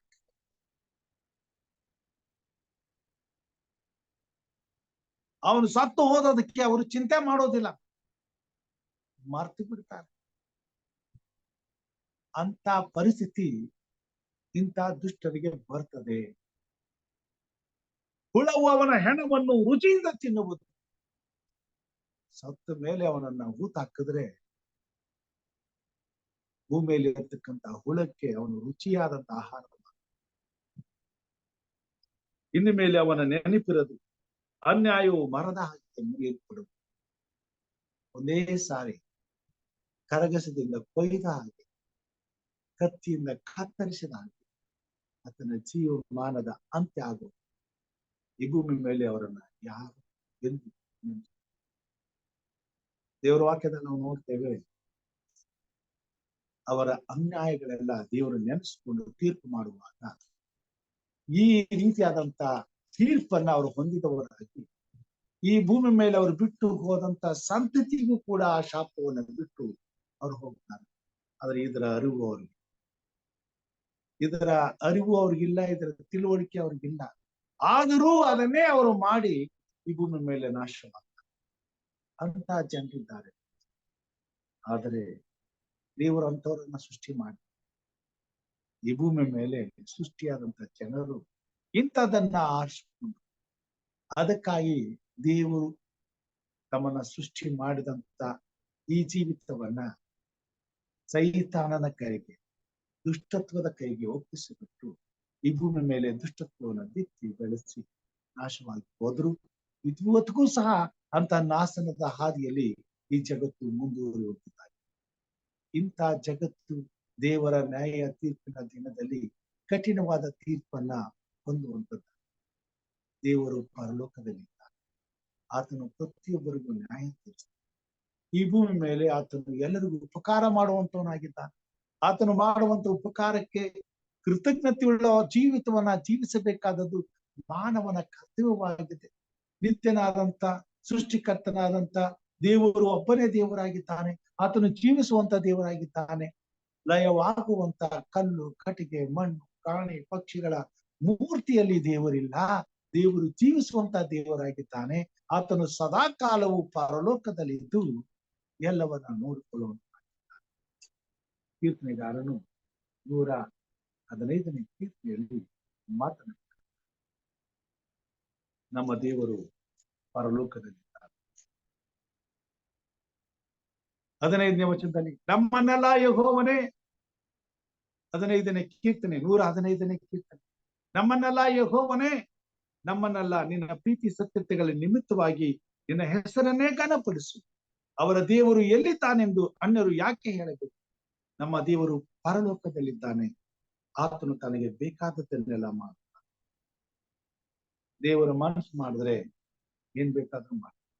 ಆದ್ರೆ ಎಲ್ಲರಿಗೂ ಒಂದು ಸಮಯವನ್ನು ಆತನ ಕಡೆಗೆ ತಿರುಗಿಕೊಳ್ಳುವುದು, ಆತನನ್ನ ಅರ್ಥ ಮಾಡ್ಕೊಳ್ಳುವುದು, ಆತನನ್ನ ಪ್ರೀತಿಸುವುದು, ಆತನ ಮುಂದೆ ತನ್ನನ್ನ ತಗ್ಗಿಸಿಕೊಂಡು ತಾನು ಮಾಡದ ಎಲ್ಲಾ ಪಾಪಗಳಿಗೆ ಪಶ್ಚಾತ್ತಾಪ ಪಟ್ಟು ಕ್ಷಮೆಯನ್ನ ಯಾಚಿಸುವುದಕ್ಕೋಸ್ಕರ ದೇವರು ಪ್ರತಿಯೊಬ್ಬ ಮಾನವನ ಇಂತಹ ದುಷ್ಟತ್ವದ ವರ್ಷದಲ್ಲಿ ಬಂಧಿಸಲ್ಪಟ್ಟಂತ ಪ್ರತಿಯೊಬ್ಬ ಮಾನವನಿಗೆ ದೇವರು ಕೃಪೆಯುಳ್ಳವನಾಗಿ ಒಂದು ಅವಕಾಶ. ಆ ಕೃಪೆಯ ಗಳಿಗೆಯು ಈ ದಿನವಾಗಿ ಇವತ್ತಿನ ದಿನಮಾನಗಳಲ್ಲಿ ದೇವರು ಕೃಪೆಯುಳ್ಳವನಾಗಿ ಈ ಸಂದೇಶವನ್ನ ಅವರಿಗೆ ಕಳಿಸುವಂತವನಾಗಿದ್ದಾರೆ. ಈ ಕಾರ್ಯಕ್ರಮದ ಮುಖಾಂತರವಾಗಿ ಈ ವಾಕ್ಯವನ್ನ ಕೇಳುವಂತ ಅನೇಕ ಇಂತಹ ದುಷ್ಟತ್ವದಲ್ಲಿ ಸಂತೋಷಿಸುವಂತ ಜನರಿಗೆ ದೇವರು ಈ ಕಾರ್ಯಕ್ರಮದ ಮುಖಾಂತರವಾಗಿ ಸಂದೇಶವನ್ನ ಕಳಿಸುವಂತ. ನಮ್ಮ ದೇವರು ಪರಲೋಕದಲ್ಲಿದ್ದಾನೆ. ಆತನು ತನಗೆ ಬೇಕಾದದ್ದನ್ನೆಲ್ಲ ಮಾಡ್ತಾನೆ. ಆದರೆ ಆತನು ನಿಮ್ಮ ವಿಷಯದಲ್ಲಿ ನಿಧಾನವಾಗಿದ್ದಾನೆ. ಯಾಕಂತಂದ್ರೆ ಲೋಕದ ಮೇಲೆ ಎಷ್ಟೋ ಪ್ರೀತಿ, ದೇವರು ಲೋಕದ ಮೇಲೆ ಎಷ್ಟೋ ಪ್ರೀತಿಯನ್ನು ತನ್ನ ಒಬ್ಬನೇ ಮಗನನ್ನು ಕಳಿಸ, ಆತನನ್ನ ನಂಬುವ ಒಬ್ಬನಾದರೂ ನಾಶವಾಗದೆ ಎಲ್ಲರೂ ನಿತ್ಯ ಜೀವ ಹೊಂದಬೇಕೆಂಬುದೇ ಆತ. ಇಂಥ ಹೇಯ ಕಾರ್ಯಗಳನ್ನ ಮಾಡಿ ಇಂಥ ಶಾಪಗ್ರಸ್ತವಾದ ಜೀವಿತವನ್ನ ಜೀವಿಸಿ ಮರಣದಲ್ಲಿಯೂ ನರಕವನ್ನ ಅನುಭವಿಸುವುದನ್ನ ದೇವರು ಸಹಿಸದೆ ಅವರಿಗೆ ಮತ್ತೊಂದು ಅವಕಾಶವನ್ನು ಕೊಟ್ಟಿದ್ದಾರೆ. ಆದುದರಿಂದ ದುಷ್ಟತ್ವದಲ್ಲಿ ಜೀವಿಸುವಂತ ಪ್ರತಿಯೊಬ್ಬ ಮಾನವ ತನ್ನ ದುಷ್ಟತ್ವವನ್ನು ಬಿಟ್ಟು ದೇವರ ಕಡೆಗೆ ತಿರುಗಿಕೊಂಡು ಪಶ್ಚಾತ್ತಾಪ ಪಟ್ಟು ಕ್ಷಮೆಯಾಚಿಸುವುದಾದರೆ ತಂದೆಯಾದ ದೇವರು ಕನಿಕರವು ದಯೆಯೂ ಉಳ್ಳವನಾಗಿರುವುದರಿಂದ ಅವರೆಲ್ಲ ಪಾಪಗಳನ್ನ ಕ್ಷಮಿಸಿಬಿಟ್ಟು ತನ್ನ ನೀತಿಯನ್ನ ಆಧರಿಸಬೇಕು, ತನ್ನ ಪ್ರೀತಿಯಿಂದ ಅವ್ರನ್ನ ಅಪ್ಪಿಕೊಳ್ಳುವಂತ. ಪ್ರಿಯ ಸಹೋದರ ಸಹೋದರಿಯರೇ, ಸತ್ಯದ ಸುವಾರ್ತೆಯು ಲೋಕದ ಕಟ್ಟ ಕಡೆಯಲ್ಲಿರುವಂತ ಇಂಥ ದುಷ್ಟ ಜನಾಂಗಕ್ಕೆ ಸಾರಲ್ಪಡಬೇಕಾಗಿದೆ. ಇಂಥ ದುಷ್ಟತ್ವದಲ್ಲಿ ಬಿದ್ದು ನಾಶವಾಗುತ್ತಿರುವಂತ ಜನರ ರಕ್ಷಣೆಗಾಗಿ ಸಾಲ್ಪಡಬೇಕಾಗ್ತದೆ. ಆ ಉನ್ನತವಾದ ಸೇವೆಯನ್ನ ಇವತ್ತು ದೇವರನ್ನ ನಂಬಿ ದೇವರಲ್ಲಿ ಭಯಭಕ್ತಿಯುಳ್ಳವರಾಗಿ ಬದುಕುತ್ತಿರುವಂತ ದೇವರ ಮಕ್ಕಳಾದಂತ ನಾವು ಮಾಡಿ ಸಂಪೂರ್ಣಗೊಳಿಸಬೇಕು. ಅದಕ್ಕಾಗಿ ಇಂಥ ಕೆಟ್ಟು ಹೋಗಿರುವಂತ ಲೋಕದಲ್ಲಿ ಬದುಕುತ್ತಿರುವ ನಾವು ಇಂಥ ದುಸ್ಥಿತಿಯಲ್ಲಿ ಇರ್ತಕ್ಕಂಥ ಕೆಟ್ಟು ಹೋಗಿರುವವರನ್ನ ರಕ್ಷಿಸುವುದಕ್ಕೋಸ್ಕರ ಬೆಂಕಿಯ ಬಾಯೊಳಗಿಂದ ಎಳೆದು ರಕ್ಷಿಸುವಂತೆ ಇವತ್ತು ನಾವು ಕೆಲಸ ಮಾಡಬೇಕು. ಅಂತವರಿಗಾಗಿ ಪ್ರಾರ್ಥಿಸಬೇಕಾಗಿ ಅಂತವರನ್ನು ದೇವರು ಸೃಷ್ಟಿಸಿದ್ದಾನೆ. ಅಂತವರ ಹಿಂದಿರುವಿಕೆಗಾಗಿ ದೇವರು ಕಾಯುತ್ತಿದ್ದಾನೆ. ಅಂತವರ ಪಶ್ಚಾತ್ತಾಪಕ್ಕಾಗಿ ದೇವರು ಎದುರು ನೋಡ್ತಿದ್ದಾನೆ. ಅಂತವರ ಮಾರ್ಪಾಡುವಿಕೆಗಾಗಿ ಮಾನಸಾಂತರಕ್ಕಾಗಿ ದೇವರು ಕಾದಿದ್ದಾನೆ. ಒಂದು ವೇಳೆ ಒಬ್ಬ ಪಾಪಿ ಇಂಥ ಆಲೋಚನೆಯನ್ನ ಹೊಂದಿದವನಾಗಿ ದೇವರಿಗೆ ಭಯಪಟ್ಟು ತನ್ನ ಪಾಪಗಳನ್ನು ಒತ್ತುಕೊಂಡು ದೇವರ ಕಡೆಗೆ ತಿರುಗಿಕೊಳ್ಳುವುದಾದರೆ ದೇವರ ರಾಜ್ಯದಲ್ಲಿ ಇಡೀ ಪರಲೋಕವೇ ಸಂತೋಷಿಸುತ್ತದೆ. ಅದಕ್ಕಾಗಿ ನಾನು ಮತ್ತು ನೀವು ಈ ಬೆಳಗಿನ ಜಾವದಲ್ಲಿ ಎಚ್ಚರವಾಗಿದ್ದು ಈ ಭೂಮಿ ಮೇಲೆ ಇರ್ತಕ್ಕಂಥ ಪ್ರತಿಯೊಬ್ಬ ದುಷ್ಟತ್ವದಲ್ಲಿ ದಾಸನಾಗಿ ಸಿಕ್ಕಿಕೊಂಡಿರುವಂತ ಪ್ರತಿಯೊಬ್ಬ ಮಾನವನಿಗಾಗಿ ನಾವು ಪ್ರಾರ್ಥನೆ ಮಾಡ್ತೀವಿ. ದೇವರು ಹಾಗೆ ಮಾಡುವುದಕ್ಕೆ ನಮ್ಮನ್ನ ನಡೆಸಲಿ. ಈ ಭೂಮಿ ಮೇಲೆ ಇರ್ತಕ್ಕಂಥ ಇಂತಹ ದುಷ್ಟತ್ವದಲ್ಲಿ ಸಿಕ್ಕಿಕೊಂಡು ಇಂತಹ ಘೋರವಾದಂತಹ ನಾಶನಕ್ಕೆ ಒಳಗಾಗುವ ಜನರನ್ನ ಬಿಡಿಸಿ ತಂದೆಯಾದ ದೇವರ ರಾಜ್ಯದಲ್ಲಿ ಸೇರಿಸಲಿಕ್ಕೆ ಬೇಕಾದಂತ ಕೃಪೆಯನ್ನ ನಮಗೂ ಹಾಗೂ ದುಷ್ಟತ್ವದಲ್ಲಿ ನಾಶವಾಗುತ್ತಿರುವ ಜನರಿಗೂ ಅನುಗ್ರಹಿಸಲಿ ಎಂಬುದಾಗಿ ಪ್ರಾರ್ಥಿಸುತ್ತಾ ಈ ಉನ್ನತವಾದ ಸೇವೆಯಲ್ಲಿ ನಾವು ಎಚ್ಚರವಾಗಿ ಪ್ರಾರ್ಥಿಸಿ ಇಂತಹ ನರಕದಲ್ಲಿ ಬಿದ್ದಿರುವಂತ ಲೋಕದ ಜನರ ರಕ್ಷಿಸಲಿಕ್ಕೆ ದೇವರ ಆತ್ಮನು ನಮ್ಮೆಲ್ಲರನ್ನ ಉಪಯೋಗಿಸಲಿ. ಪ್ರತಿಯೊಬ್ಬ ಕ್ರೈಸ್ತ ವಿಶ್ವಾಸಿಯು ಈ ಉನ್ನತವಾದ ಸೇವೆಯಲ್ಲಿ ತನ್ನ ಕಾರ್ಯವನ್ನ ಮಾಡಲೇಬೇಕಾಗಿರುವುದರಿಂದ ಈ ಲೋಕದಲ್ಲಿ ದುಷ್ಟತ್ವವು ತುಂಬಿ ತುಳುಕುತ್ತಿರುವುದರಿಂದ ಈ ದುಷ್ಟತ್ವದ ಬಲಿಯಲ್ಲಿ ಲೋಕವೇ ಸಿಕ್ಕಿ ನಾಶವಾಗುತ್ತಿರುವುದರಿಂದ ನಮಗಿರುವಂತ ಜವಾಬ್ದಾರಿಕೆ ಬಹಳ ವಿಶಾಲವಾದದ್ದಾಗಿರುವುದರಿಂದ ಪ್ರತಿಯೊಬ್ಬ ಕ್ರೈಸ್ತನು ತನ್ನ ಆಯುಷ್ಕಾಲವನ್ನೆಲ್ಲ ದೇವರ ವಾಕ್ಯವನ್ನ ಸಾರುವುದಕ್ಕೆ ಮೀಸಲಿಟ್ಟರು ಸಮಯ ಸಾಲದಂತಹ ಪರಿಸ್ಥಿತಿಯಲ್ಲಿ ಲೋಕವು ಇರುವುದರಿಂದ ಪ್ರಿಯರೇ, ನಾನು ಮತ್ತು ನೀವು ಅತ್ಯಾಸಕ್ತಿಯಿಂದ ಕರ್ತನ ಈ ಸತ್ಯದ ಸುವಾರ್ತೆಯನ್ನು ಸಾರಿ ಈ ಲೋಕದಲ್ಲಿರ್ತಕ್ಕಂಥ ಸಕಲ ಕುಲ ಭಾಷೆ ಪ್ರಜೆ ಜನಾಂಗಗಳಿಗೆ ತಿಳಿಸಿ ಕ್ರಿಸ್ತನ ಕ್ರೂಸಿಯ ಬಳಿಗೆ ತಂದು ನಾಶವಾಗುತ್ತಿರುವಂತ ಈ ಜಗತ್ತನ್ನ ರಕ್ಷಿಸ್ಲಿಕ್ಕಾಗುವಂತೆ ದೇವರು ಕಾರ್ಯ ಮಾಡಬೇಕು. ಹಾಗೆ ಮಾಡುವಾಗೆ ದೇವರು ನಮ್ಮನ್ನು ಆಶೀರ್ವಾದ ಮಾಡಲಿ. ಮತ್ತು ಈ ಲೋಕದಲ್ಲಿ ಇಂತಹ ದುಷ್ಟತ್ವದಲ್ಲಿ ಸಿಕ್ಕಿ ನಾಶವಾಗುತ್ತಿರುವ ಪ್ರತಿಯೊಬ್ಬ ಮಾನವನಿಗೋಸ್ಕರ ಪ್ರಾರ್ಥನೆ ಮಾಡಿಕೊಳ್ಳೋಣ. ಪ್ರಾರ್ಥನೆ ಮಾಡುವಾಗ ಪ್ರಾರ್ಥನೆ ವಿಜ್ಞಾಪನೆಗಳಿವೆ, ಅವುಗಳನ್ನು ನಿಮ್ಮ ಮುಂದೆ ನೆನಪು ಮಾಡ್ತೇನೆ. ಅವುಗಳನ್ನು ಸಹ ನೀವು ನೆನೆಸ್ಕೊಳ್ಬೇಕಂತ ಕೇಳ್ಕೊಳ್ತೇನೆ. ಮತ್ತೆ ಈ ದಿನ ನಾವು ಇಬ್ಬರು ಪ್ರಾರ್ಥನೆ ಮಾಡ್ಬೇಕೆಂಬುದಾಗಿ ಕೇಳ್ಕೊಳ್ತೇನೆ. ನಿಮ್ಮಿಬ್ಬರಲ್ಲಿ ವಿಶೇಷವಾಗಿ ಇವತ್ತು ಪ್ರಾರ್ಥನೆ ಮಾಡ್ಲಿಕ್ಕೆ ಹಿರಿಯರಂತ ಇಲ್ಲಿ ನಮ್ಮವರ ಇದ್ದಾರೆ, ಅವರು ಮಾಡ್ಬೇಕೆಂದ ಕೇಳ್ಕೊಳ್ತೇನೆ. ಜೊತೆಗೆ ಲೋಕಿಯ ಸಂಕಲ್ ಅವರು ಇದ್ದಾರೆ, ಅವರು ನೀವಿಬ್ಬರು ಪ್ರಾರ್ಥನೆ ಮಾಡ್ಬೇಕೆಂದ ಕೇಳ್ಕೊಳ್ತೇನೆ. ಪ್ರತಿಯೊಬ್ಬ ದುಷ್ಟತ್ವದಲ್ಲಿ ಇರ್ತಕ್ಕಂಥ ದುಷ್ಟನ ಮನಸ್ಸನ್ನ ದೇವರು ಬದಲಾಯಿಸುವಂತೆ ದೇವರು ಕಾರ್ಯ ಮಾಡಬೇಕಾಗಿದೆ. ವಿಶೇಷವಾಗಿ ಕಷ್ಟದಲ್ಲಿ, ಕಾಯಿಲೆಗಳಲ್ಲಿ, ಬಾಧೆಗಳಲ್ಲಿ ಸಿಕ್ಕಿಕೊಂಡಂತವರಿಗೆ ಪ್ರಾರ್ಥನೆ ಮಾಡಬೇಕಾಗಿದೆ. ಹಿರಿಯರಂತ ಬಾಬು ಮೋಸಸ್ ಅವರ ಆರೋಗ್ಯಕ್ಕಾಗಿ ಪ್ರಾರ್ಥನೆ ಮಾಡ್ಬೇಕಂತ ಕೇಳ್ಕೊಳ್ತೇನೆ. ಬೋಧಕರಂತ ದೇವೇಂದ್ರ ಅವರ ಆರೋಗ್ಯಕ್ಕಾಗಿ ಪ್ರಾರ್ಥನೆ ಮಾಡಬೇಕೆಂದ ಕೇಳ್ಕೊಳ್ತೇನೆ. ಹಿರಿಯರಾದಂತ ಇವಲಿನ್ ಅಮ್ಮ ಅವರು ಈ 4 ವಿಷಯಗಳಲ್ಲಿ ಪ್ರಾರ್ಥಿಸಬೇಕೆಂಬ ಕೇಳ್ಕೊಳ್ತೇನೆ. ಮತ್ತು ಲೋಕೇಶ್ ಅಂಕಲ್ ಅವರು ಅನಾಥಾಶ್ರಮಗಳಿಗಾಗಿ ಪ್ರಾರ್ಥಿಸಬೇಕೆಂಬ ಕೇಳ್ಕೊಳ್ತೇನೆ. ಜೊತೆಗೆ ಪರೀಕ್ಷೆ ಬರೀತಕ್ಕಂತ ಮಕ್ಕಳಿಗೋಸ್ಕರ ಪ್ರಾರ್ಥಿಸಬೇಕೆಂಬುದಾಗಿ ಕೇಳ್ಕೊಳ್ತೇನೆ. ನೀರಿನ ಅಭಾವಕ್ಕಾಗಿ, ಮಳೆಗಾಗಿ ಪ್ರಾರ್ಥಿಸಬೇಕೆಂಬುದಾಗಿ ಕೇಳ್ಕೊಳ್ತೇನೆ. ಇದಲ್ಲದೆ ಮುಂದೆ ಬರುವಂತಹ ಸರ್ಕಾರಕ್ಕಾಗಿ ದೇವರು ತನ್ನದೇ ಆದ ಸರ್ಕಾರವನ್ನು ನಮ್ಮ ಭಾರತ ದೇಶದಲ್ಲಿ ಸ್ಥಿತಿಗೆ ತರುವಂತೆ ದೇವರು ಕಾರ್ಯ ಮಾಡಲಿಕ್ಕಾಗುವಂತೆ ಪ್ರಾರ್ಥಿಸಬೇಕೆಂಬುದಾಗಿ ಕೇಳ್ಕೊಳ್ತೇನೆ.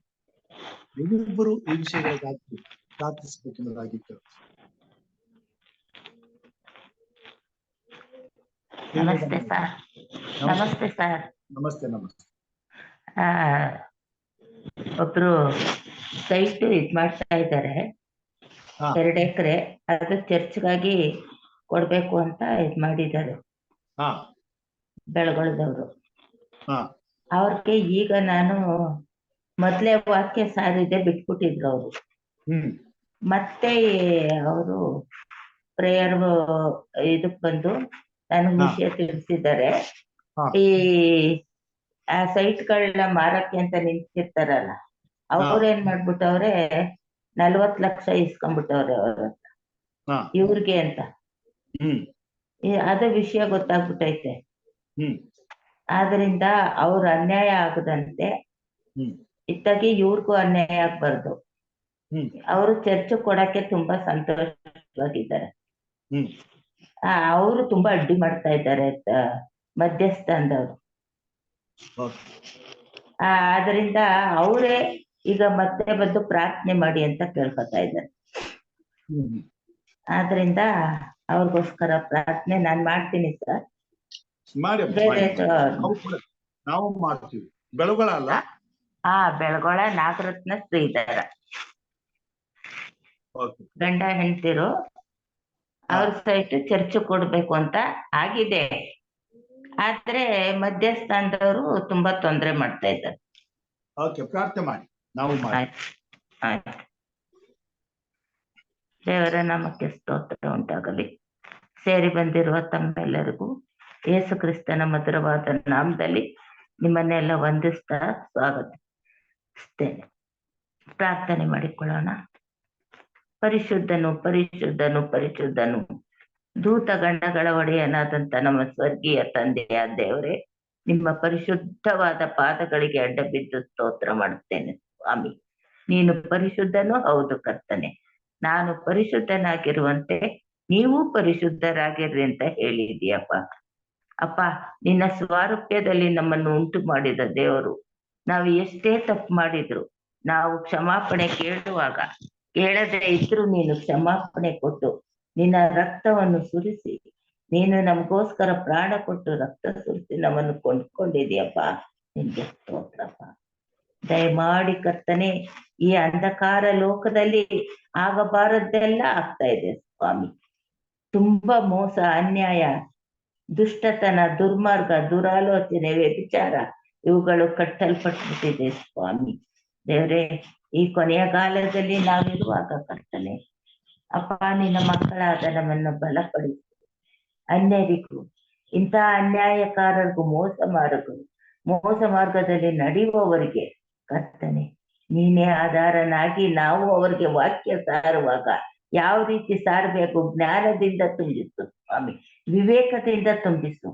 ನಾವು ನಮ್ಮ ಮಾರ್ಗಗಳನ್ನು ಒಳ್ಳೆಯ ರೀತಿಯಲ್ಲಿ ಅವರು ಕಾಣುವಂತೆ ಸ್ವಾಮಿ, ನಾವು ಕೂಡ ನೀತಿವಂತರಾಗಿ ನಮ್ಮ ಮಾತನ್ನು ಅವರು ಕೇಳುವ ಪರಿಸ್ಥಿತಿಯಲ್ಲಿ ನೀನು ನಮ್ಮನ್ನು ಉದ್ಧರಿಸು ಸ್ವಾಮಿ. ಜ್ಞಾನ, ಬುದ್ಧಿ, ವಿವೇಕ, ತಿಳುವಳಿಕೆಯನ್ನು ಕೊಡ್ತಾನೆ. ನಿನ್ಗೆ ಸ್ತೋತ್ರಪ್ಪ. ಅಪ್ಪ, ಈ ಅಂಧಕಾರ ಲೋಕದಲ್ಲಿ ಏನೇನು ಮೋಸ ನಡೀತಾ ಇದೆ ಕರ್ತನೆ, ನೀನೇ ನೋಡು ಕರ್ತನೆ. ನೀನೆ ಎಲ್ಲವನ್ನು ನೋಡುತ್ತಾ ಇದೆಯ ಸ್ವಾಮಿ. ಅದಕ್ಕೆ ವಿರೋಧವಾಗಿ ನೀನು ನಿಂತು ಸ್ವಾಮಿ ಕಾರ್ಯ ಮಾಡು. ನಿನ್ನ ಭಕ್ತರ ಸಂಗಡ ಮಾತನಾಡು. ನಿನ್ನ ಭಕ್ತರು ಸ್ವಾಮಿ ನಶಿಸಿ ಹೋಗುವ ಆತ್ಮಗಳನ್ನು ತಂದು ನಿನ್ನ ಕೈಗೆ ಒಪ್ಪಿಸುವಂತ ಭಾಗ್ಯವನ್ನು ನಮಗೆ ಅನುಗ್ರಹಿಸು, ಬಲಪಡಿಸು ಸ್ವಾಮಿ. ನಮ್ಮ ಜ್ಞಾನೋದಯ ಕೊಡು ಸ್ವಾಮಿ. ಅವ್ರ ಹತ್ರ ಹೇಗ್ ಮಾತಾಡ್ಬೇಕು, ನಾವು ಹೇಗಿರ್ಬೇಕು, ನಿನ್ನನ್ನು ಯಾವ ರೀತಿ ಪರಿಚಯಿಸ್ಕೊಡ್ಬೇಕು, ನಿನ್ನನ್ನು ಎಷ್ಟು ರೀತಿಯಲ್ಲಿ ತೋರಿಸ್ಕೊಡ್ಬೇಕು ಎಂಬುದನ್ನು ನಮ್ಗೆ ಜ್ಞಾನ ಕೊಡು ಕರ್ತನೆ. ನಿನ್ಗೆ ಸ್ತೋತ್ರಪ್ಪ. ಏನಕ್ಕಾಗಿ ನಮ್ಮನ್ನು ಇಟ್ಟಿದೆಯ ಸ್ವಾಮಿ, ಅದನ್ನು ನಿನ್ನ ಚಿತ್ತವು ನೆರವೇರಲಿ ಸ್ವಾಮಿ. ಅಪ್ಪ, ಒಬ್ರು ಕೂಡ ನಾಶವಾಗಬಾರ್ದು, ಎಲ್ಲರೂ ನಿತ್ಯ ಜೀವ ಪಡೆಯಬೇಕೆಂದು ಹೇಳಿದೆಯ. ನಿನ್ನನ್ನು ನಂಬುವ ಅನ್ನದ್ರೆ ನಾವು ಅನ್ಯರಿಗೂ ಅನ್ಯಾಯಕಾರ ಮೋಸಗಾರರಿಗೂ ನಿನ್ನ ಪರಿಚಯಿಸಿ, ನೀನ್ ಯಾರೆಂಬುದನ್ನು ತಿಳಿಸಿ, ನೀನು ಹೇಗೆ ಪರಿಶುದ್ಧನಾಗಿದ್ದೀಯೋ ಆ ರೀತಿ ಅವರು ಪರಿಶುದ್ಧತೆಗೆ ತರುವ ಪರಿಸ್ಥಿತಿಯಲ್ಲಿ ನಮ್ಮನ್ನು ಸ್ವಾಮಿ ನೀನು ಜ್ಞಾನೋದಯ ಮಾಡಿ ಅವ್ರಿಗೆ ಮಾತನಾಡುವಾಗ ಕರ್ತನೆ ನೀನು ಪರಿಶುದ್ಧಾತ್ಮನ ಸಹಾಯಕನಾಗಿ ನಮ್ಗೆ ಸಹಾಯ ಕೊಡು ಕರ್ತನೆ. ನಿನ್ಗೆ ಸ್ತೋತ್ರಪ್ಪ. ಸರ್ವಶಕ್ತನಾದ ದೇವರೇ, ನಿನ್ಗೆ ಸ್ತೋತ್ರ ತಂದೆಯೇ. ನಿನ್ನ ಮಕ್ಕಳಾದ ನಮ್ಮನ್ನು ಬಲಪಡಿಸು ಸ್ವಾಮಿ. ಜ್ಞಾನ ಕೊಡು, ಬುದ್ಧಿ ಕೊಡು, ವಿವೇಕವನ್ನು ಅನುಗ್ರಹಿಸು, ಪರಿಶುದ್ಧತೆಯನ್ನು ಕೊಡು, ನೀತಿವಂತಿಕೆಯನ್ನು ಕೊಡು. ಅದೇ ರೀತಿಯಲ್ಲಿ ನಾವು ಅನ್ಯರನ್ನು ತರುವಂತೆ ಸಹಾಯ ಕೊಡು ಕರ್ತನೆ. ನಿನ್ಗೆ ಸ್ತೋತ್ರಪ್ಪ. ಅಪ್ಪ ತಂದೆಯೇ, ನಿನ್ಗೆ ಸ್ತೋತ್ರಪ್ಪ. ನೀನು ಒಳ್ಳೆಯವನು, ಪರಿಶುದ್ಧನು, ನೀತಿವಂತನು, ಭೂಪರ ಲೋಕದ ಒಡೆಯನು ಸ್ವಾಮಿ. ನಿನ್ನ ಪರಿಸ್ಥಿತಿಯಲ್ಲಿ ಆ ಶಿಲ್ಬೆಗೆ ಹಾಕುವ ಸಮಯದಲ್ಲಿ ಅಷ್ಟೇ ನಾವು ತಪ್ಪು ಮಾಡಿದ್ರು ಅವರು ಏನು ಮಾಡಿದ್ದಾರೆ ಎಂಬುದನ್ನು ಅರಿಯರು ಅಂತ ಹೇಳಿದಂತೆ ಕರ್ತನೆ, ನಾವು ಕೂಡ ಈ ಅನ್ಯರ ಮಧ್ಯದಲ್ಲಿ ಕರ್ತನೆ ನೀತಿವಂತರಾಗಿ ಅವರೇನೇ ತಪ್ಪು ಮಾಡಿದ್ರು ನಾವು ಸಹಿಸಿಕೊಂಡು ಅವರನ್ನು ನಿನ್ನ ಮಾರ್ಗದಲ್ಲಿ ನಡೆಸುವ ಸಹಾಯವನ್ನು ನೀನು ನಮಗೆ ಮಾಡು ಸ್ವಾಮಿ. ನೀನಿಲ್ದೆ ನಾವು ಏನು ಮಾಡಲು ಸಾಧ್ಯ ಇಲ್ಲ ಕರ್ತನೆ. ನೀನು ಬೇಕು ಕರ್ತನೆ. ನೀನು ಬಾ ಸ್ವಾಮಿ, ನಮ್ಮ ಜೊತೆಯಲ್ಲಿ ನೀನು ಬಾ, ನಮ್ಮ ಜೊತೆಯಲ್ಲಿ ಬಾ ಕರ್ತನೆ. ಅಪ್ಪ ತಂದೆ, ಬೆಳಗೊಳದಲ್ಲಿ ಅವರು ಚರ್ಚ್ಗಾಗಿ ಆ ಸೈಟ್ ಕೊಡ್ಬೇಕು, 2 ಎಕರೆ ಗದ್ದೆ ಕೊಡ್ಬೇಕು, 2 ಎಕರೆ ಹೊಲ ಕೊಡ್ಬೇಕು ಅಂತ ಅವ್ರು ನಿಂತಿರುವಾಗ ಕರ್ತನೆ ಅವ್ರಿಗೂ ಮೋಸ ಆಗ್ಬಾರ್ದು ಕರ್ತನೆ, ಇವ್ರಿಗೂ ಮೋಸ ಆಗ್ಬಾರ್ದು ಕರ್ತನೆ. ನಿನ್ನ ವಾಕ್ಯ ನೆರವೇರ್ಬೇಕು ಸ್ವಾಮಿ. ಅವ್ರು ಎಷ್ಟು ಹಿಂದೆ ಹೋಗಿದ್ದಾಗಿ ಮತ್ತೆ ಮುಂದೆ ಬಂದು, ಇಲ್ಲ ನಿಮ್ ದೇವ್ರು ಒಳ್ಳೆ ದೇವ್ರು, ಮಣಿಯಮ್ಮನ ದೇವ್ರು ಅಂತ ಅವರು ಧ್ಯಾನಿಸುವಾಗ ಕರ್ತನೆ ಆ ಕೂಗನ್ನು ನೀನು ಕೇಳು ಕರ್ತನೆ. ಅವರನ್ನು ಆಧರಿಸು ಸ್ವಾಮಿ. ಎಷ್ಟೋ ನೋವಿನಲ್ಲಿದ್ದಾರೆ ಕರ್ತನೆ. ಚರ್ಚ್ಗೆ ಕೊಡ್ಬೇಕು ಅನ್ನೋ ಆಸೆ ಅವ್ರಿಗಿದೆ ಸ್ವಾಮಿ, ಆದ್ರೆ ಮೋಸ ಮಾಡ್ತಾ ಇದ್ದಾರೆ ಕರ್ತನೆ. ಆ ಮೋಸದಲ್ಲಿ ನೀನು ನಿಂತು ನ್ಯಾಯ ತೀರಿಸು.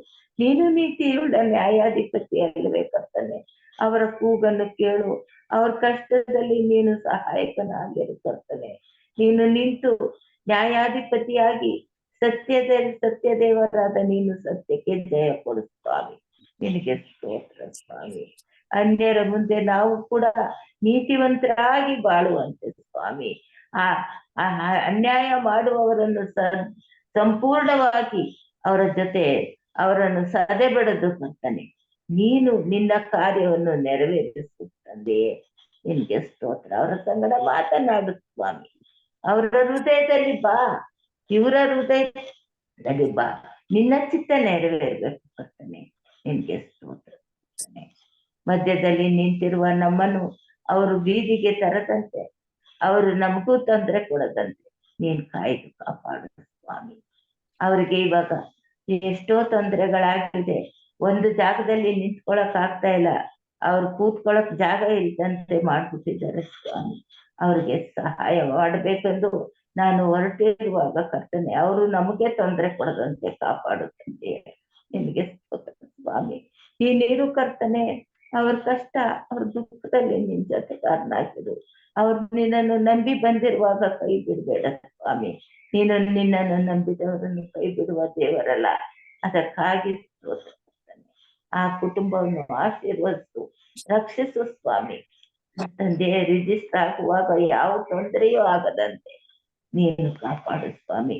ಅವ್ರಿಗೂ ತೊಂದರೆ ಆಗದಂತೆ, ನಮಗೂ ತೊಂದರೆ ಆಗದಂತೆ ನೀನು ಸಂರಕ್ಷಿಸಿ ನೀನು ನಡೆಸಿಕೊಡು ಸ್ವಾಮಿ. ಹೀಗೆ ಯಾರ್ಯಾರು ಸ್ವಾಮಿ ನಿನಗೆ ವಿರೋಧವಾಗಿ ಅನ್ಯಾಯದಲ್ಲಿ, ದುಷ್ಟದಲ್ಲಿ, ದುರ್ಮಾರ್ಗದಲ್ಲಿ ನಡೀತಾ ಇದ್ದಾರೋ ಅವರೆಲ್ಲರನ್ನು ನೀನು ಮಧ್ಯೆ ನಿಂತು ಆಧರಿಸು ಸ್ವಾಮಿ. ನಿನ್ನೊಬ್ಬರಿಂದಲೇ ಸಾಧ್ಯ ಸ್ವಾಮಿ. ಯಾವ ಮನುಷ್ಯರಿಂದಲೂ ಅಸಾಧ್ಯವಾದ ಕೆಲಸ ನಿನ್ನಿಂದ ಸಾಧ್ಯ ಕರ್ತನೆ. ಆದ್ದರಿಂದ ನಾನು ಮಧ್ಯಸ್ಥಿಕೆಯಾಗಿ ನಿಂತು ಈ ಕಾರ್ಯಗಳನ್ನು ನಡೆಸಿಕೊಡಬೇಕೆಂದು ಭೂಲೋಕದಲ್ಲಿ ದುಷ್ಟನ ದುರ್ಮಾರ್ಗವನ್ನೆಲ್ಲ ತೆಗೆದು ಹಾಕಿ ಸನ್ಮಾರ್ಗದಲ್ಲಿ ನಡೆಯುವಂತೆ ನೀನು ಕಾಪಾಡು ಸ್ವಾಮಿ. ನೀನು ಬಾ ಸ್ವಾಮಿ. ನೀನು ಇಲ್ದೇ ಇದ್ರೆ ನಾವೇನು ಯೆಹೂಷನು ಹೇಳಿದಂತೆ ನೀನ್ ಇಲ್ದೆ ನಾವೇನು ಮಾಡಕ್ಕ ಸಾಧ್ಯ ಇಲ್ಲ. ನೀನ್ ಬರ್ಬೇಕು ಸ್ವಾಮಿ. ನ್ಯಾಯಾಧಿಪತಿಯಾದ ನೀನು ನ್ಯಾಯ ತೀರಿಸ್ಕೊಡ್ಬೇಕು ಕರ್ತನೆ. ನಿನ್ಗೆ ಸ್ತೋತ್ರ ಸ್ವಾಮಿ. ಅಪ್ಪ ಎಷ್ಟೋ ಮಕ್ಕಳು ಪರೀಕ್ಷೆಯಲ್ಲಿ ಬರೀತಾ ಇದ್ದಾರೆ. ಆ ಮಕ್ಕಳ ಪರೀಕ್ಷೆಯಲ್ಲಿ ನೀನಿದ್ದುಕೊಂಡು ಅವ್ರಿಗೆ ಜ್ಞಾಪಕ ಶಕ್ತಿ, ಬುದ್ಧಿ, ಜ್ಞಾನ, ವಿವೇಕ ಕೊಟ್ಟು ಒಳ್ಳೆ ಮಾರ್ಕ್ಸ್ನಲ್ಲಿ ಅವರು ತೇರ್ಗಡೆ ಬಂದುವಂತೆ ನೀನು ಪ್ರತಿಯೊಬ್ಬೊಬ್ಬ ವಿದ್ಯಾರ್ಥಿಗಳ ಸಂಗಡ ಇದ್ದು ಕಾಯ್ದು ಕಾಪಾಡು ಸ್ವಾಮಿ. ಹೌದು ಕರ್ತನೆ. ಅನಾರೋಗ್ಯದಲ್ಲಿರುವವರನ್ನು, ಕಷ್ಟದಲ್ಲಿ, ದುಃಖದಲ್ಲಿ, ತೊಂದರೆಯಲ್ಲಿ, ಬಾಧೆಯಲ್ಲಿ, ಬಡತನದಲ್ಲಿ, ಸಾಲದಲ್ಲಿ ಕಣ್ಣೀರಿನಲ್ಲಿ ಜೀವಿಸ್ತಿರುವ ನಿನ್ನ ಮಕ್ಕಳನ್ನು ನೀನು ಕಾಯ್ದು ಕಾಪಾಡು. ಅವ್ರೇನೇ ತಪ್ಪು ಮಾಡಿದ್ರು ಕರ್ತನೆ, ನಾವು ಕೂಡ ಏನ್ ತಪ್ಪು ಮಾಡಿದ್ರು ಕ್ಷಮಾಪಣೆ ಕೊಟ್ಟು ನೀನು ಹೇಗೆ ಎಲ್ಲ ಶಿಲ್ಬೆಯಲ್ಲಿ ಜಡಿಯಲ್ಪಡ್ತೋ ನಮ್ಮ ಪಾಪಗಳು, ಅದರಂತೆ ಕರ್ತನೆ ಎಲ್ಲವೂ ಜಡಿಯಲ್ಪಟ್ಟು ಕ್ಷಮಾಪಣೆ ಸಿಕ್ಕಿ ಪ್ರತಿಯೊಬ್ಬೊಬ್ಬರು ನಿನ್ನ ಮಾರ್ಗದಲ್ಲಿ ನಡೆಯುವಂತೆ ಕಾರ್ಯಕರ್ತನಾದ ನೀನು ಅನುಗ್ರಹಿಸಿ ಕಾಯ್ದು ಕಾಪಾಡಬೇಕೆಂದು ಬೇಡಿಕೊಳ್ಳುತ್ತೇನೆ. ಹೀಗೆ ಕರ್ತನೆ ನಮ್ಮೆಲ್ಲರನ್ನು ಕರ್ತನೆ ಸೇರಿಕೊಂಡಿರುವ ಪ್ರತಿಯೊಬ್ಬೊಬ್ಬರನ್ನು ನೀನು ನಡೆಸಿ ಕಾಯ್ದು ಕಾಪಾಡಬೇಕೆಂದು, ರಕ್ಷಕನೇ ನೀನು ನಮ್ಮ ಜೊತೆಗಾರನಾಗಿದ್ದು ನಡೆಸಿಕೊಡಬೇಕೆಂದು ನಮ್ಮ ಒಡೆಯನ್ನು, ತಂದೆಯ ರಕ್ಷಕನೂ ಆಗಿರುವ ಯೇಸು ನಾಮದಲ್ಲಿ ಬೇಡಿ ಬಂದಿದ್ದೇನೆ ಸ್ವಾಮಿ. ಆಮೇಲೆ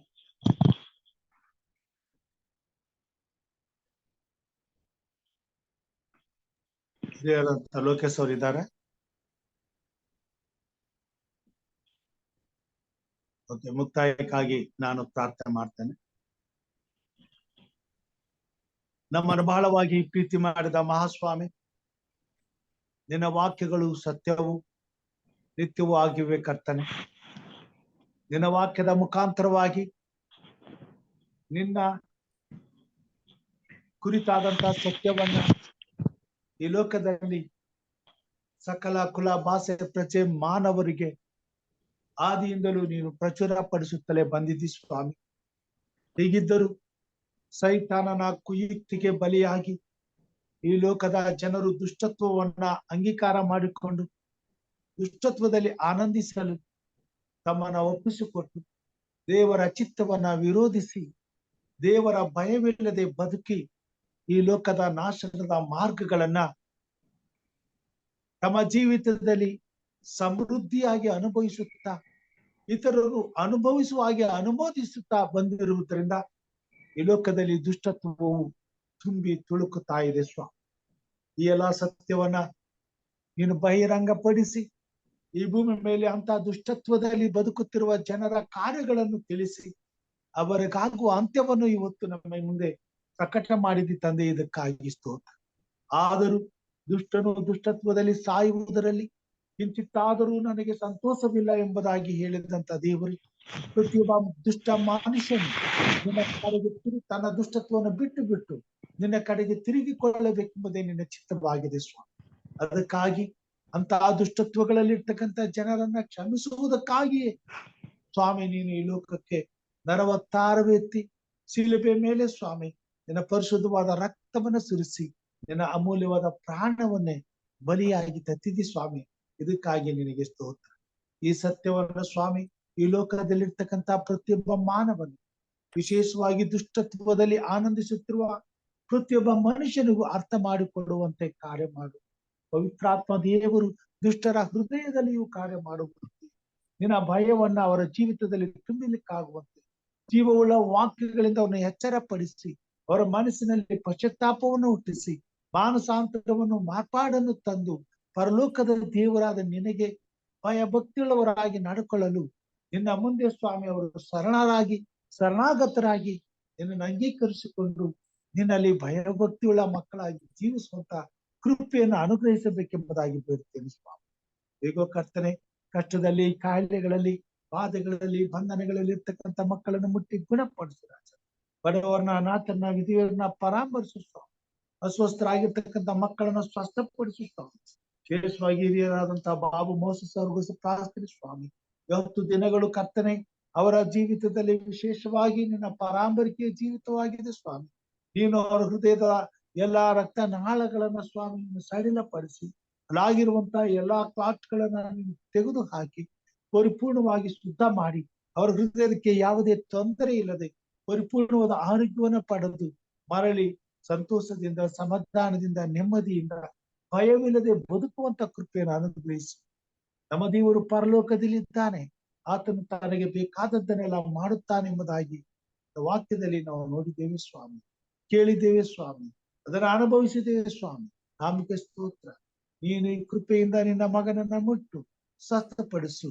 ನಿನ್ನ ಕೃಪೆಯಿಂದ ಆ ಮಗನನ್ನ ರಕ್ಷಿಸು ಸ್ವಾಮಿ. ಇಂತಹ ಮಕ್ಕಳನ್ನ ಕೇಳಿನಿಂದ ತಪ್ಪಿಸಿ ನಿನ್ನ ಭಯಭಕ್ತಿಯುಳ್ಳ ಸೇವೆಯಲ್ಲಿ ಹೆಚ್ಚಾಗಿ ಉಪಯೋಗಿಸು ಸ್ವಾಮಿ. ವಿಶೇಷವಾಗಿ ಅವರ ಕುಟುಂಬ ಮಕ್ಕಳನ್ನ ಆಶ್ರಯಿಸಿ, ಬಲಪಡಿಸಿ, ಧೈರ್ಯಪಡಿಸಿ ಈ ಸಮಯದಲ್ಲಿ ಅವರನ್ನ ಸಂತೈಸಲಿಕ್ಕೆ ಬೇಕಾದಂತಹ ಆದರಣೆಯನ್ನ ನೀಡಿ ಆತ್ಮನ ಮುಖಾಂತರವಾಗಿ ನಡೆಸು. ತೆಗೆದುಕೊಳ್ತಕ್ಕಂಥ ಔಷಧೋಪಚಾರಗಳನ್ನ ಆಶ್ರಯಿಸು, ಸ್ಪಂದಿಸುವಂತೆ ಕಾರ್ಯ ಮಾಡುತ್ತಂತ ಸಹೋದರ ದೇವೇಂದ್ರ ಅವ್ರಿಗೋಸ್ಕರ ಪ್ರಾರ್ಥನೆ ಸ್ವಾಮಿ. ಅವರನ್ನ ಮುಟ್ಟು ಗುಣಪಡಿಸು. ಅವರ ಪರಿಸ್ಥಿತಿಯು ಕೆಟ್ಟನಲ್ಲಿರುವಾಗ ನಿನಗೆ ಅಸಾಧ್ಯವಾದದ್ದು ಯಾವುದೂ ಇಲ್ಲ ಸ್ವಾಮಿ. ಆ ಮಗನ ನರನಾಡಿಗಳನ್ನ ಮುಟ್ಟು ಆತನ ದೇಹದಲ್ಲಿರ್ತಕ್ಕಂಥ ಎಲುಬಿನಲ್ಲಿ ಆಗಿರುವಂತ ಕ್ಷಯವನ್ನ ತೆಗೆದು ಹಾಕು. ಆತನಿಗೆ ಬೇಕಾದ ಪರಿಪೂರ್ಣವಾದ ಆರೋಗ್ಯ ಕೊಡು, ಸ್ವಸ್ಥತೆ ಕೊಡು. ಆತನ ಎಲುಬುಗಳನ್ನ ಗಟ್ಟಿಪಡಿಸು. ಎದ್ದು ನಿನ್ನ ಸೇವೆಯನ್ನು ಮಾಡುವಂತೆ ಆತನಿಗೆ ಚೈತನ್ಯವನ್ನು ಕೊಡು. ಎಲ್ಲ ಅನಾರೋಗ್ಯ ಸ್ವಸ್ಥತೆಯನ್ನು ತೆಗೆದು ಹಾಕು. ಪರಿಪೂರ್ಣವಾದ ಆರೋಗ್ಯವನ್ನು ಕೊಡು ಸ್ವಾಮಿ. ವಿಶೇಷವಾಗಿ ಕರ್ತನೆ ಪರೀಕ್ಷೆ ಬರುತ್ತಿರುವಂತಹ ಮಕ್ಕಳಿಗೋಸ್ಕರ ಪ್ರಾರ್ಥನೆ ಸ್ವಾಮಿ. ಉತ್ತಮವಾಗಿ ಬರೆದು ಒಳ್ಳೆ ಫಲಿತಾಂಶವನ್ನು ಪಡೆದು ಹೊಸ ವರ್ಷದಲ್ಲಿ ಸಂತೋಷಕರವಾದ ಭವಿಷ್ಯವನ್ನು ಕಾಣುವಂತೆ, ಸಂತುಷ್ಟಿ ಸಹಿತವಾದ ಆಶೀರ್ವಾದಗಳನ್ನ ಅನುಭವಿಸುವಂತೆ, ನಿನ್ನ ಭಯಭಕ್ತಿಯುಳ್ಳ ಜೀವಿತವನ್ನ ಕಂಡುಕೊಳ್ಳಿಕ್ಕಾಗುವಂತೆ ಕಾರ್ಯ ಮಾಡಿಸುವ. ಎಲ್ಲರ ಭವಿಷ್ಯವನ್ನು ರೂಪಿಸುವಂತ ದೇವರು ನೀನು. ಉತ್ತಮವಾದಂತ ಆಶೀರ್ವಾದದಾಯಕವಾದಂತ ಉತ್ಕೃಷ್ಟವಾದಂತ ಭವಿಷ್ಯವನ್ನ ಕಟ್ಟಿಕೊಳ್ಳುವಂತೆ ಪ್ರತಿಯೊಬ್ಬ ಮಗುವಿಗೂ, ಪ್ರತಿಯೊಬ್ಬ ಯವನಸ್ಥರಿಗೂ ನಿನ್ನ ಕೃಪೆಯಲ್ಲಿ ಸ್ವಾಮಿ ಈ ಪರೀಕ್ಷಾ ದಿನಗಳಲ್ಲಿ ಎಲ್ಲರನ್ನ ಬಲಪಡಿಸು, ಆಧರಿಸು, ಪರಾಮರಿಸು, ಆರೋಗ್ಯದಿಂದ ತುಂಬಿಸು.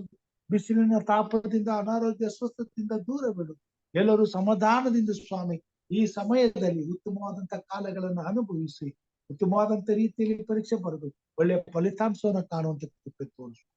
ಬೆಂಗಳೂರು ನಗರದಲ್ಲಿ ನೀರಿನ ಅಭಾವವಾಗಿ ಸ್ವಾಮಿ ಜನರು ಕಂಗಾಲಾಗಿದ್ದಾರೆ ಸ್ವಾಮಿ. ದುಡ್ಡು ಕೊಟ್ಟರು ನೀರು ಸಿಗಲಾರದಂತ ಪರಿಸ್ಥಿತಿ ಇರುವುದರಿಂದ ಕರ್ತನೆ ಅನೇಕ ಕಡೆ ಇಂತಹ ಪರಿಸ್ಥಿತಿಗೆ ಒಳಗಾಗಿ ಜನರು ಕಷ್ಟಪಡುತ್ತಿರುವುದರಿಂದ ಸ್ವಾಮಿ ಕೃಪೆಯಲ್ಲಿ ಸ್ವಾಮಿ ಅಪರಾಧಗಳನ್ನ ಕ್ಷಮಿಸು, ಪಾಪಗಳನ್ನ ಮನಸ್ಸು, ಆಕಾಶದ ತೂಪುಗಳನ್ನ ತೆರೆ ಸ್ವಾಮಿ. ಆದಷ್ಟು ಬೇಗನೆ ಮಳೆಯನ್ನು ಕಳುಹಿಸಿಕೊಡು. ನಮ್ಮ ಪ್ರಾರ್ಥನೆ ವಿಜ್ಞಾಪನೆಗಳು ನಿನ್ನ ಪಾದ ಸನ್ನಿಧಾನಕ್ಕೆ ಮುಟ್ಟಲಿ ಸ್ವಾಮಿ. ಮಳೆಯನ್ನ ದಯಪಾಲಿಸಿ ಬೆಂಗಳೂರಿಗೆ ಮಾತ್ರವಲ್ಲ ಎಲ್ಲೆಲ್ಲಿ ಸ್ವಾಮಿ ನೀರಿಗಾಗಿ ಹಬ್ಬಿಸುತ್ತಿದ್ದಾರೋ ಸ್ವಾಮಿ ಅಂತೆಂತ ಜಗದಲ್ಲೆಲ್ಲ ಸ್ವಾಮಿ ನಿನ್ನ ಕೃಪೆ ತೋರಿ ಮಳೆಯನ್ನು ಅನುಗ್ರಹಿಸಿ ಸ್ವಾಮಿ ಸಂತೈಸಬೇಕೆಂಬುದಾಗಿ ಬೇಡ್ತೇನೆ, ತಣಿಸಬೇಕೆಂಬುದಾಗಿ ಬೇಡ್ತೇನೆ, ಕೊರತೆಯನ್ನ ನೀಗಿಸಬೇಕೆಂಬುದಾಗಿ ಬೇಡ್ತೇನೆ ಸ್ವಾಮಿ. ಇದರಿಂದ ಮುಂದಿನ ವರ್ಷಕ್ಕೆ ಮಳೆ ಬೆಳೆ ಉತ್ತಮವಾಗಿ ಆಗಿ ಜನರು ಸಂಕಷ್ಟವಿಲ್ಲದೆ ನೆಮ್ಮದಿಯಿಂದ ಬದುಕಲಿಕ್ಕಾಗುವಂತೆ ದಾರಿ ಮಾಡಬೇಕೆಂಬುದಾಗಿ ಬೇಡ್ತೇನೆ ಸ್ವಾಮಿ.